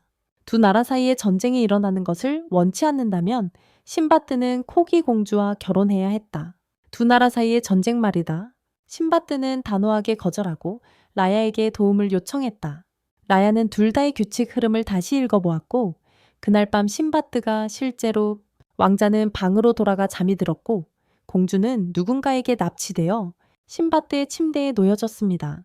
사람들은 신바트가 몽롱한 상태에서 무언가를 했다고 생각했지만 결국 아무 일도 일어나지 않았습니다. 공주는 자신의 잘못을 깨닫고 사과했지만 조언자는 신바트를 처벌해야 한다고 고집했습니다. 그가 공주를 기절시키고 신바트에게 누명을 씌운 장본인이었습니다. 공주가 아이를 낳게 하여 아이의 후견인이 되고 아이가 왕이 되었을 때 더 큰 권력을 가지려 했던 것입니다.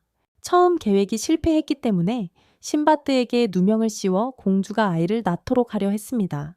그녀가 사랑한 남자, 그는 원하는 것을 얻을 수 있었죠.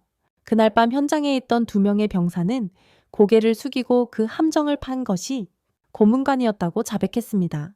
신바트는 그를 체포했지만 하루 왕자는 무릎을 꿇고 그의 백성이 초래한 소란에 대해 사과했습니다. 그에게는 여전히 이곳에 올 이유가 있었기에 그는 신바트에게 그들을 용서하고 머물게 해달라고 부탁했습니다. 나중에 고문관은 공주에게 진심으로 용서를 구했지만 자파는 그의 얼굴에 침을 뱉었습니다. 그날 오후 하루 왕자는 신바트에게 그들이 추적하고 있던 조직에 대해 알렸습니다. 제국에 숨어있던 자였고 신바트와 협력하여 제국과 그 조직을 파괴하려 했습니다.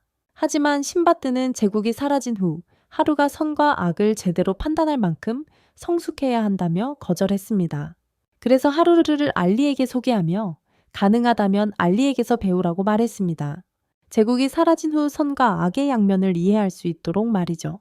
그는 하루를 알리에게 소개하고 가능하면 알리에게 배우라고 말했습니다. 그때 알리는 세이켄과 함께 술을 마시고 잔치를 벌이고 있었습니다. 세이켄이 글래머 여성 2명과 한창 즐기는 사이 알리는 또 다른 근육질 여성을 만났습니다. 다음날 알라딘은 마법 훈련을 계속해서 진행했지만 알리는 세이켄이 너무 큰 검에는 맞지 않는다고 생각해서 별다른 진전을 보이지 못했습니다. 그 상황을 극복할 방법은 오직 그 자신만이 찾을 수 있었습니다. 그 후 알라딘과 알리는 서로의 훈련 과정에 대해 이야기했습니다. 안나가 돌아왔습니다. 그녀는 족쇄를 2개의 발찌로 다시 만들었다며 자랑하지만 이 번거로운 쇠사슬이 다소 걸리적거립니다.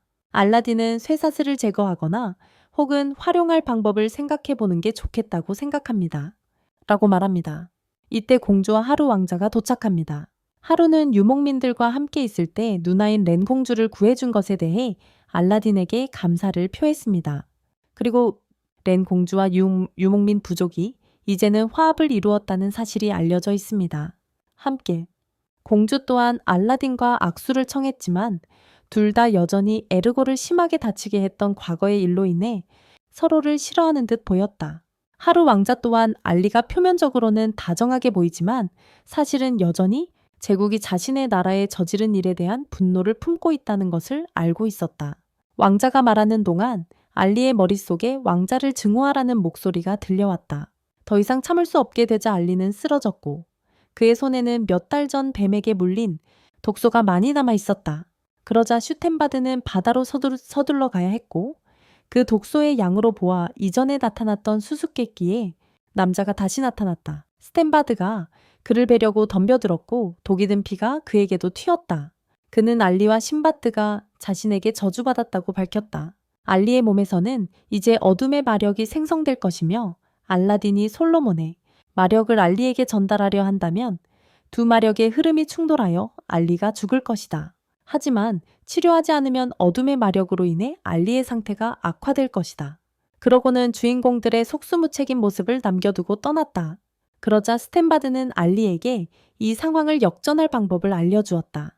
미궁을 정복해야 하며 그 미궁을 지배하는 제니는 모든 병을 치유할 수 있는 능력을 가지고 있다. 신바트는 신성한 장비의 수가 많아 함께 갈 수 없을 것이다. 한계에 다다르고 있어. 하루도 돕고 싶고 미궁을 정복해서 마법사를 찾고 싶어서 같이 가자고 했어. 유우키에 의지하고 싶지 않다고 했고, 미궁을 정복하고 스스로 마법사를 찾고 싶어서 유우키에게 의지하지 않겠다고 했어. 배 위에서 알리 혼자 고민하는데 피스티는 알리가 독소 걱정 없이 에너지를 쓸 수 있는 시간이 10일이나 남았으니 편하게 쉬라고 해. 갑자기 바다 괴물이 나타나자 피스티는 피리를 불어서 괴물을 달래서 쫓아내. 피스티는 이런 모습이지만 실제로는 알리보다 나이가 많아. 하지만 알라딘은 그 부분이 좀 작아 보여서 피스티의 말을 좀 의심해. 피스티의 말에 의문을 품어. 하루가 이제 음식을 가져왔고 이 모든 음식은 그가 직접 요리했습니다. 모두가 하루를 다르게 보고 있는데 그가 사람들이 상상했던 제국 황태자와 다르기 때문입니다. 그들은 그가 제국 황태자일 거라고 상상했던 모습과 다르다고 생각합니다. 알리의 머릿속 목소리는 여전히 그에게 하루를 미워하라고 속삭이고 있고 신바트는 떠나기 전에 이 사실을 들었고 만약 그 목소리가 알리의 양심에서 나온 것이라면 스스로 그것을 극복해야 한다고 생각합니다. 스스로 이겨내야 한다고 생각합니다. 한편 자파르는 신바트가 자신의 저주를 풀지 않는 이유를 궁금해하지만 알리 일행을 자극하기 위해 이대로 두는 게 좋다고 생각합니다. 알리 일행을 자극하기 위해 그대로 두는 것이 낫다고 생각합니다. 알리 일행은 이제 미궁의 섬에 상륙했습니다. 항구에서 알리 일행은 매우 수수께끼 같은 두 사람을 만났습니다. 알리의 무리가 미궁에 가려는 것을 알게 된 어린 소녀가 함께 가자고 부탁하며 부모님을 구하기 위해 함께 가자고 합니다. 피스티는 이곳의 미궁은 가까이 가는 사람 누구든 삼켜버린다는 소문이 있으며 삼켜진 대부분의 사람들은 빠져나오지 못한다고 말합니다. 그들은 어린 소녀를 데려갈 수 없었고 하루는 부모님을 찾아 돌아오겠다고 약속했습니다. 만약 이미 돌아가셨다면 그 미궁 안의 모든 것을 파괴하려 할 것입니다. 가는 길에 알라딘은 안나가 팔에 팔찌를 착용하기로 결정한 것을 알아챕니다. 갑자기 미궁을 보자마자 그들은 정말 즉시 삼켜집니다. 미궁에 들어선 하루는 완전히 놀랐습니다. 이곳은 그가 처음으로 들어와 본 이런 마법 같은 미궁이었기 때문입니다. 여기에는 많은 문이 있고 어쩌면 그 문들 중 하나가 마지막 방으로 이어질지도 모릅니다. 방에 들어가자 말하는 거북이들이 나타났습니다. 그들은 자신들을 먹으라고 요구했지만 그들의 물림은 고통스럽지도 않았습니다. 그래서 일행은 다른 방으로 이동했고 더 많은 동물들이 나타났습니다. 그러자 그들은 대규모로 모여들어 일행에게 폐를 끼치기 시작했습니다. 하지만 알라딘은 그들이 단지 자신의 새끼를 보호하려는 것뿐이며 그 이유는 분명히 그들이 무단 침입했기 때문에 동물들이 화가 난 것이라고 생각했습니다. 그러자 안나는 통로를 발견했고 그들은 안으로 들어가 거대한 것을 만났습니다. 꿀을 요구하지만 그룹에 꿀이 없어서 공격합니다. 하루는 아직 충격에서 벗어나지 못해서 안나가 공격을 막고 알리와 알라딘이 마무리하도록 합니다. 불에 탄 곰은 스스로 불을 끄려고 물속으로 들어갔습니다. 그들은 문을 무사히 통과한 후 나무에 사람 얼굴이 있는 정원을 보았습니다. 나무들, 자간이라는 이름의 지니가 나타나 이것들이 모두 자신이 이 정원의 먹이로 잡아들인 사람들이라고 밝혔습니다. 이 정원의 먹이로 삼기 위해서 그리고 나무에서 정원의 새로운 거주자들이 더 태어났습니다. 하루는 사람들을 구하려 했지만 지니는 그들이 마법으로만 구할 수 있으며 이 마법은 알라딘이 되돌릴 수 없을 만큼 복잡해서 오직 자간만이 그 마법을 풀 수 있다고 말했습니다. 자간은 인간을 혐오했고 인간을 위해 일하는 것보다 차라리 죽는 것을 선택했습니다. 하루는 화가 나서 달려들었지만 자간은 어린 소녀를 이용해 그를 위협했습니다. 자간은 근처를 배회하던 소녀를 붙잡아 함께 가두었습니다. 자간은 그들이 보물, 방에 도달할 수 있다면 함께 가겠다고 말했습니다. 이 말을 남기고 자간은 사라졌고 문 하나만 남겨두었습니다. 하루는 너무 성급했기에 알리는 그에게 진정하라고 말해야 했습니다. 그룹은 함께 문을 통과하여 그들이 극복해야 할 첫 번째 난관에 직면했습니다. 넘어야 할. 이 방에는 공중에 떠있는 바위들이 있어서 떨어지면 즉사했습니다. 자가는 알리가 마법사가 가지고 있을 법한 신성한 아이템을 가지고 온 것을 보고 그 아이가 보통 아이가 아니라는 것을 알았습니다. 그 아이는 평범하지 않았습니다. 그는 섬뜩한 소리를 내어 바위들을 미치게 만들어 모두를 공격하게 했습니다. 하루도 모두를 돕고 싶었지만 모두 그의 물리적 공격을 무효화하는 방어 마법을 사용했습니다. 그의 물리 공격을 무력화시켰습니다. 훈련을 통해 알라딘은 더 다양한 마법을 사용하여 몬스터를 공격하고 추격하고 알리의 검의 불을 더욱 강하게 하여 결정타를 날릴 수 있었습니다. 마지막 하나를 끝장냈어. 그 후 둘은 걸어가면서 서로의 눈에 띄게 향상된 실력을 칭찬했다. 실력이 많이 늘었어. 하루는 항상 다른 사람들에게 도움을 받았다는 것을 깨닫고 이제부터는 스스로 해결하고 싶어 했다. 스스로 해결해야지. 제니는 이 대화를 엿듣고 둘을 두 그룹으로 나눴다. 하루는 안나와 함께 가다가 마법으로 조종되는 조각상들을 우연히 마주쳤다. 모두 돌로 만들어졌기 때문에 안나의 물리 공격은 아무런 피해를 주지 못했다. 하루는 자신의 에너지를 칼날에 집중시켜 하나를 베었지만 그렇게 계속 에너지를 사용하니 금방 지쳐버렸다. 안나는 도와주고 싶었지만 알리와 비슷하게 고집이 센 하루는 허락하지 않았습니다.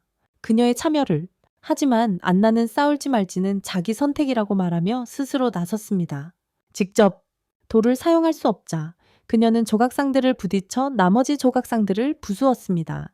산산조각 내기 위해 하루가 의식을 되찾자 아이처럼 갑자기 울음을 터뜨렸습니다.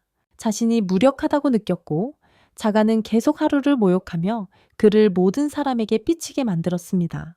알리가 다가와 자신에게도 책임이 있고 하루의 감정을 이해한다고 말했습니다. 그의 감정을 알리는 자신이 진심으로 왕자를 미워하지 않았다는 것을 깨닫고 아무도 외롭지 않도록 하려 했습니다. 알리는 화해하고 하루와 영혼을 다시 연결했습니다. 신바트는 라이아의 마법을 통해 알리 일행의 상황을 계속 감시하고 있었습니다. 갑자기 라이아가 만든 섬 주변의 결계가 파괴되었습니다. 결계를 부순 사람은 유다이였습니다. 그는 회복해서 인사하러 왔습니다. 자파가 공격했지만 그의 힘은 이마지를 건드릴 수 없었습니다. 그는 신바트에게 궁금한 점을 묻기 위해 왔는데 그것은 바로 왜 네 번째 마귀가 나타났는지였습니다. 사실 동시에 존재할 수 있는 마귀는 3명뿐이기 때문입니다. 시기한 그 자신이 최초의 마귀였고 다른 2명은 아직 익명으로 살아 있었는데 왜 알라딘이 나타난 것일까요? 게다가 알라딘은 그 자신도 들어본 적 없는 힘을 가지고 있었습니다.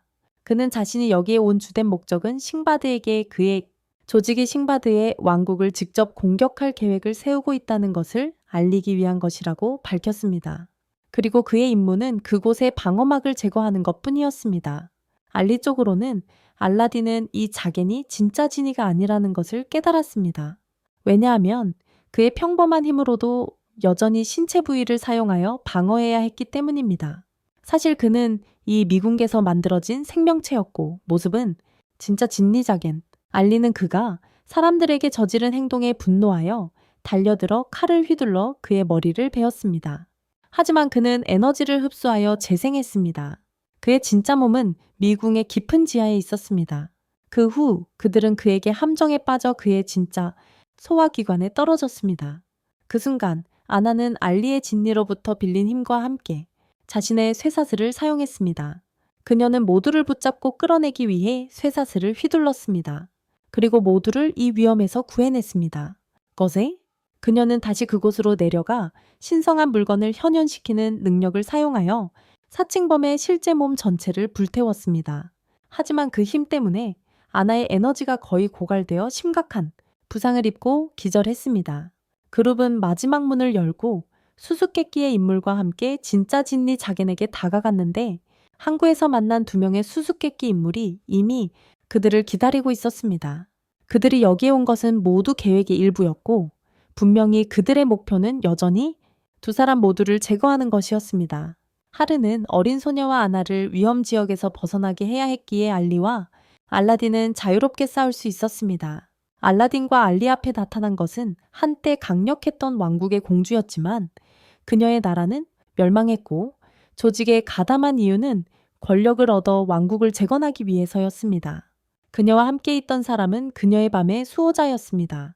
알리는 다시 한번 누군가가 무기를 이용해 자신을 찌르는 것을 목격했습니다. 어둠의 진리가 되기 위해서였습니다. 알리는 다시 한번 카심의 모습을 보았습니다. 그녀의 능력은 모래와 바람을 조종하여 모래 폭풍을 일으키는 것이었습니다. 그녀의 능력은 모래와 바람을 조종하여 모래 폭풍을 만들어내는 것이었습니다. 알라딘은 알리에게 상대가 카심이 아니라는 것을 깨닫게 하려고 알리를 깨워야 했습니다. 그러고 나서 두 사람은 함께 전투에 뛰어들었습니다. 유다는 신바드가 자신과 합류하거나 그렇지 않으면 자신을 죽이려 할 것이라고 생각했습니다. 왜냐하면 그는 신바드와 싸울 날을 고대하고 있었기 때문입니다. 하지만 지금 그는 단지 알리기 위해 그리고 자신의 임무를 수행하고 떠나려고 왔을 뿐입니다. 그는 또한 신바드에게 제국이 이미 미궁을 정복한 5명의 사람들을 가지고 있으므로 군사력이 결코 약하지 않다고 알렸습니다. 그들과 협력한다면 이 섬은 순식간에 사라질 것이라고 말했습니다. 눈 깜짝할 사이에 말이죠. 공주는 그 소식을 듣고 매우 충격을 받았기 때문에 그는 빨리 돌아가려고 했습니다. 조직이 이곳을 공격하기 전에.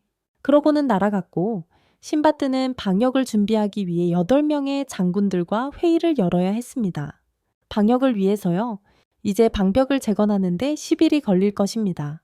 신바드는 불안정한 상황에 처했기에 자신의 8명의 장군들에게 의지해야 했고 그들은 또한 신바드를 실망시키지 않겠다고 약속했습니다.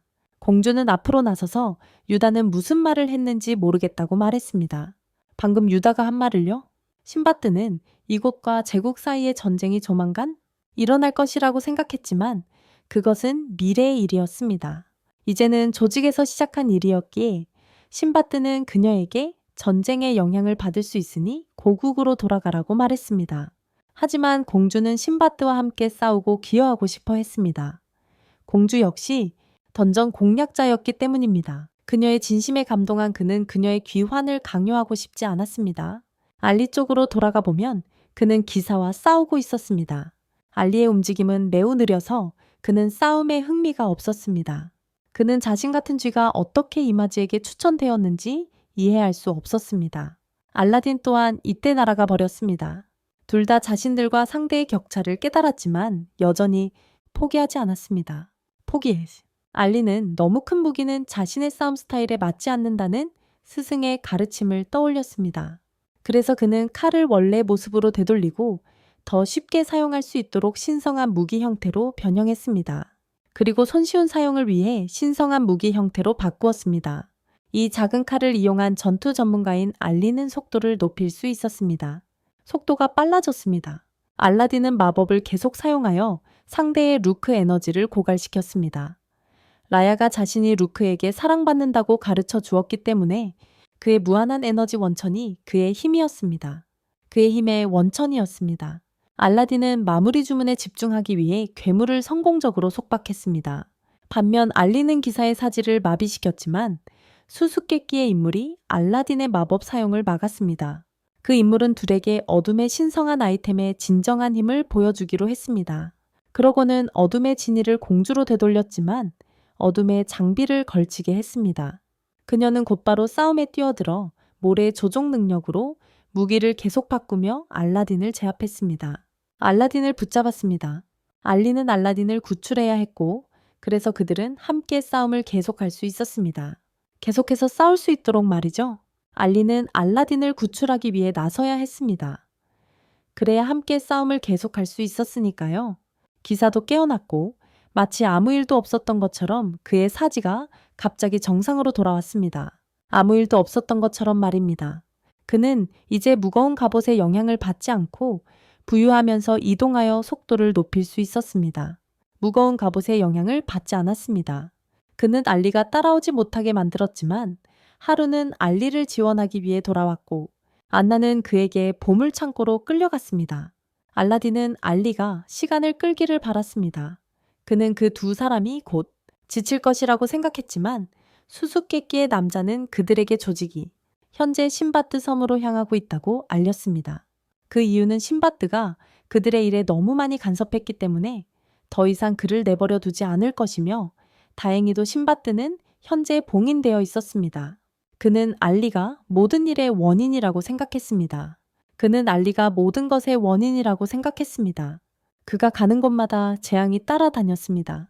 그러고는 공주에게 하루를 살려주라고 말했지만 공주는 자신의 궁극의 기술을 사용하여 모두를 한꺼번에 끝내기로 결심했습니다. 한편 신바트 쪽에서는 적들이 그들의 문턱까지 다가왔고 장군들은 자신들의 적들과 맞서게 되었습니다. 그들은 모두 어둠의 신의 물건을 사용하는 자들이었고 신바트는 그들이 그렇게 적은 수를 데려온 것이 이상했습니다.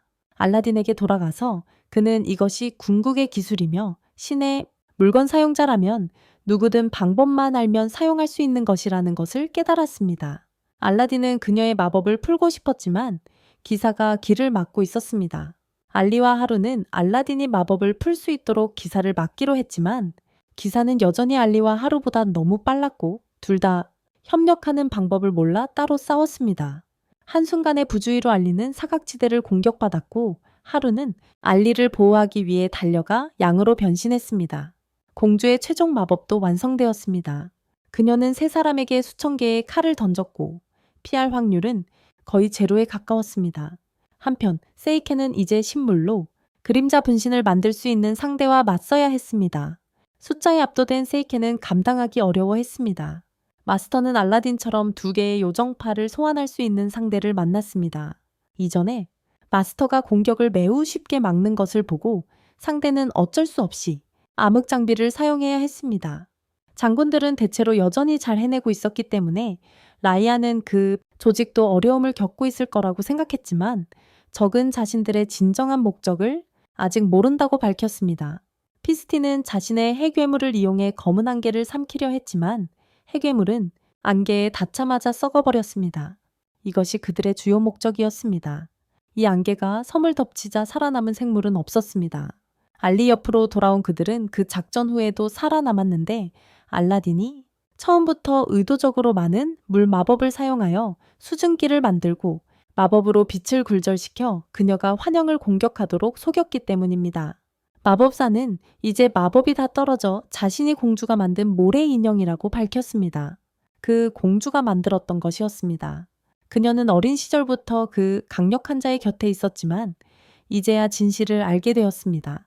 알리는 가까운 사람을 잃은 그녀의 고통을 보고 분노했습니다. 이용당했다는 분노, 그들이 저지른 일에 대한 분노, 그리고 이제 너무나 비참해 보였습니다. 공주는 알리에게 매우 화가 나서 그에게 값을 치르라고 요구했습니다. 알리는 그 자리에서 그녀를 처리할 수도 있었지만 그러지 않았습니다. 하지만 수수께끼의 남자는 그랬습니다. 그는 그녀가 더 이상 이용 가치가 없을 때 무자비하게 그녀를 제거했습니다. 한편 마스터는 신바트에게서 힘을 빌려 그의 신성한 장비의 현현을 사용하여 상대를 찌르려고 달려들었습니다. 사케는 상대가 만들어낸 수많은 그림자들에 둘러싸였습니다. 그는 자신의 신성한 장비의 현현을 사용하여 검을 뻗어 적과 그림자를 한 번에 베었습니다. 공주는 그때도 아직 기어다니고 있었습니다. 알리는 그녀에게 달려가 그녀의 과거의 이미지들을 보기 시작했습니다. 어린 시절 기사와 함께 행복했던 시절부터 그녀의 왕국이 함락되고 아버지가 죽고 왕국 전체가 불타는 장면까지 보았습니다. 알라딘은 알리에게 그녀의 룩에 공감하지 말라고 했지만 알리는 계속해서 지켜보았고 그녀의 마지막 소중한 사람이 바로 그녀 눈앞에서 죽는 장면을 보았습니다. 그녀의 죽음이 운명이라고 믿는 반란군들에게 기사가 죽임을 당하는 장면을 보았습니다. 운명이라고? 그는 점차 그녀의 감정을 흡수했고 운명이란 단지 저주받을 만한 알라딘은 누군가 운명을 저주하면 그들의 룩이 검게 변한다는 것을 알고 있었다. 알라딘은 알리를 불러보려고 했지만 응답이 없자 개입하기로 했다. 개입하려 했다. 하지만 수수께끼의 남자는 그에게 그럴 기회를 주지 않았다. 그는 알리에게 자신이 그의 삶의 모든 고통의 원인이라고 말했다. 그가 알리의 왕국의 혼란을 야기했고 그의 가장 친한 친구를 죽게 만들었고 이제 싱바드의 왕국이 다시 전쟁 중이었다. 그가 알리가 이곳에 온 이유였고 그 공주가 죽음을 기다리게 만들었고 하루는 팔을 잃게 했다. 그 때문에 그 또한 영화 초반부터 주인공을 도시로 데려온 사람이었다. 알리가 미궁을 정복한 곳이니 그를 증오했다면 그걸 이용했어야 했다. 어두운 신성한 물건을 이용해서 그를 죽였어야 했다. 그 순간 그를 죽였다면 그는 공식적으로 길을 잃었을 것이다. 그는 칼로 그 남자를 찌르고 어둠에 받아들여졌다. 한편 신바트는 알리의 모습을 보고 알리 일행을 거기에 보낸 것이 실수였음을 깨달았다. 알리 일행은 그곳으로 향했다. 알리는 공식적으로 어둠에 물들어 어둠의 장비를 얻었다. 알리 이마의 눈 때문에 알라딘이 마법을 사용하지 못하자 안나는 돌아와 알라딘을 돕기 위해 그 눈을 파괴하기로 결심했다. 그녀는 알리를 데려오기로 결심했습니다. 그때 라알은 위기에 처해 숨기기 위해 안개를 만들어야 했습니다. 검은 안개가 신바드의 섬에 도달했습니다. 드라코는 불을 뿜어 그들을 몰아내려 했지만 소용없었고 신바드의 군대는 후퇴했습니다. 신바드는 조파르에게 이 전투는 눈속임이었고 그들의 목표는 알리와 알라딘이라고 알렸습니다. 카디안 공주가 나타나 신바드에게 도움을 줄 수 있도록 허락을 구했습니다. 안나는 이제 알리에게 완전히 제압당했습니다. 알리는 안나를 붙잡아 던져버리기 위해 무기를 변형했습니다. 하루는 무언가를 해야 한다는 것을 알고 진리 자간을 불렀습니다. 도움을 청하기 위해서요. 자간은 하루를 자신의 주인으로 받아들이기로 결정하고 사라지기 전에 하루를 위해 나무팔을 만들었습니다. 그리고 사라졌습니다. 안나는 다시 앞으로 달려들었지만 알리에게 던져졌고 하루가 안나를 잡았습니다. 그러자 하루는 달려들어 알리의 무기를 쳐내고 안나가 달려들어 발로 눈을 차서 부수도록 했습니다. 눈을 차서 부셨습니다. 알라딘이 나머지를 처리할 것입니다. 섬으로 돌아온 라알은 안개가 다 떨어졌고 적에게 온몸에 있던 장비가 모두 부서졌습니다. 산산조각이 났습니다.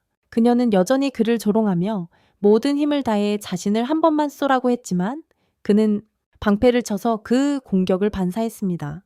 그 공격은 섬의 검은 안개의 절반을 소멸시켰고 그녀는 그가 부순 것들이 그녀의 에너지를 담은 물건들에 불과했음을 드러냈습니다. 다시 말해 그녀의 힘을 억누르는 것들에 불과했습니다. 그가 에너지를 다 써버렸을 때 미스트리스는 그에게 창 한 번만 꽂으면 끝낼 수 있었습니다. 카브야 공주가 전투에 참여하여 거대한 파도를 일으켜 신바드 섬의 모든 검은 안개를 날려버렸습니다. 한편 알라딘은 마음속으로 알리를 찾고 있었습니다. 누군가 알라딘이 더 가까이 갈 수 있도록 살며시 밀어주었습니다. 알리는 이제 알라딘에게 왜 아직 살아있는지 물었습니다. 모든 것이 운명의 고려의 정해진다면 사람들은 왜 일어서려고 노력해야 할까요? 알라딘은 그들이 함께한 이후로 운명을 여러 번 극복해왔다고 믿었습니다. 수많은 끊임없는 고통과 절망 속에서도 알리는 자신의 두 발로 굳건히 서 있었습니다. 그래서 그 덕분에 알리는 많은 친구들을 사귀었고 그들에게 운명을 극복하도록 도왔습니다. 그들의 운명을 실수를 했다면 바로잡으면 됩니다. 알라딘은 알리를 성공적으로 감화시켜 빛으로 돌아오게 했지만 남은 어둠의 근원을 장악하려는 욕심은 여전했습니다. 도망친 수수께끼의 남자는 신바드를 만났습니다. 그는 성물을 사용했지만 사용할수록 그의 몸은 좀먹어 갔습니다. 하지만 신바드는 오랜 시간 저주에 시달렸기에 이미 저주를 무효화했습니다. 오래전부터 말이죠. 다만 그의 저주는 신바드의 저주만큼 강하지 않았습니다. 그에게 다크루트는 이미 오래전 타락했기에 단지 힘의 원천일 뿐이었습니다. 알리와 알라딘은 다시 그 수수께끼의 남자와 마주했습니다. 그는 신바드에게 자신의 실체가 파괴되었기에 이제는 단지 저주라는 정신적 악마, 원래는 운명에 저항하려는 자들을 돕기 위해 세상에 어둠을 퍼뜨렸지만 알라딘은 운명을 거부하면 세상이 나아갈 힘을 잃는다고 믿었습니다. 그리고 알라딘에게 자신의 과거를 보여주었습니다. 그는 솔로몬 왕, 즉 지니의 왕의 세 마법사 중 한 명이었습니다. 하지만 어둠의 마법사였고 빛의 마법사와 그 세력과 끊임없이 싸워왔습니다. 한 시대에서 또 다른 시대로, 그래서 이제 그를 죽여달라고 아니면 함께 멸망하겠다고 했습니다. 하지만 알리는 그를 파괴하지 않았습니다. 그가 쓰고 있던 가면만 벗겨냈습니다. 하지만 알리는 그를 파괴하지 않고 그가 쓰고 있던 가면만 벗겨냈습니다. 알라딘은 마법을 사용하여 그를 솔로몬에게 돌려보냈습니다. 그는 이제 솔로몬을 어떻게 마주해야 할지 몰랐습니다. 그 후 모든 것이 끝났습니다. 알리는 평범한 모습으로 돌아왔고 기사의 영혼은 마지막으로 공주를 만난 후 흐름으로 돌아갔습니다. 알라딘은 또한 그의 마음속에서 알리에게 더 가까이 다가가도록 밀어준 카심에게 감사했습니다. 그의 마음속에서 말이죠. 알리는 깨어났고 안나는 기뻐하며 잠들었습니다. 그는 또한 하루가 던전을 정복한 것을 축하했습니다. 그룹은 그 후 던전에 흡수되었던 사람들을 데리고 나왔습니다. 알리와 알라딘은 함께한 스릴 넘치는 모험에 대해 서로에게 감사를 표했습니다. 둘 다 처음 만난 이후로 많은 일들을 겪었고 이제 그들의 모험은 더욱 먼 곳으로 이어질 것입니다. 알라딘은 계속해서 마법사로서 알리를 인도할 것이며 그렇게 영화는 끝이 납니다.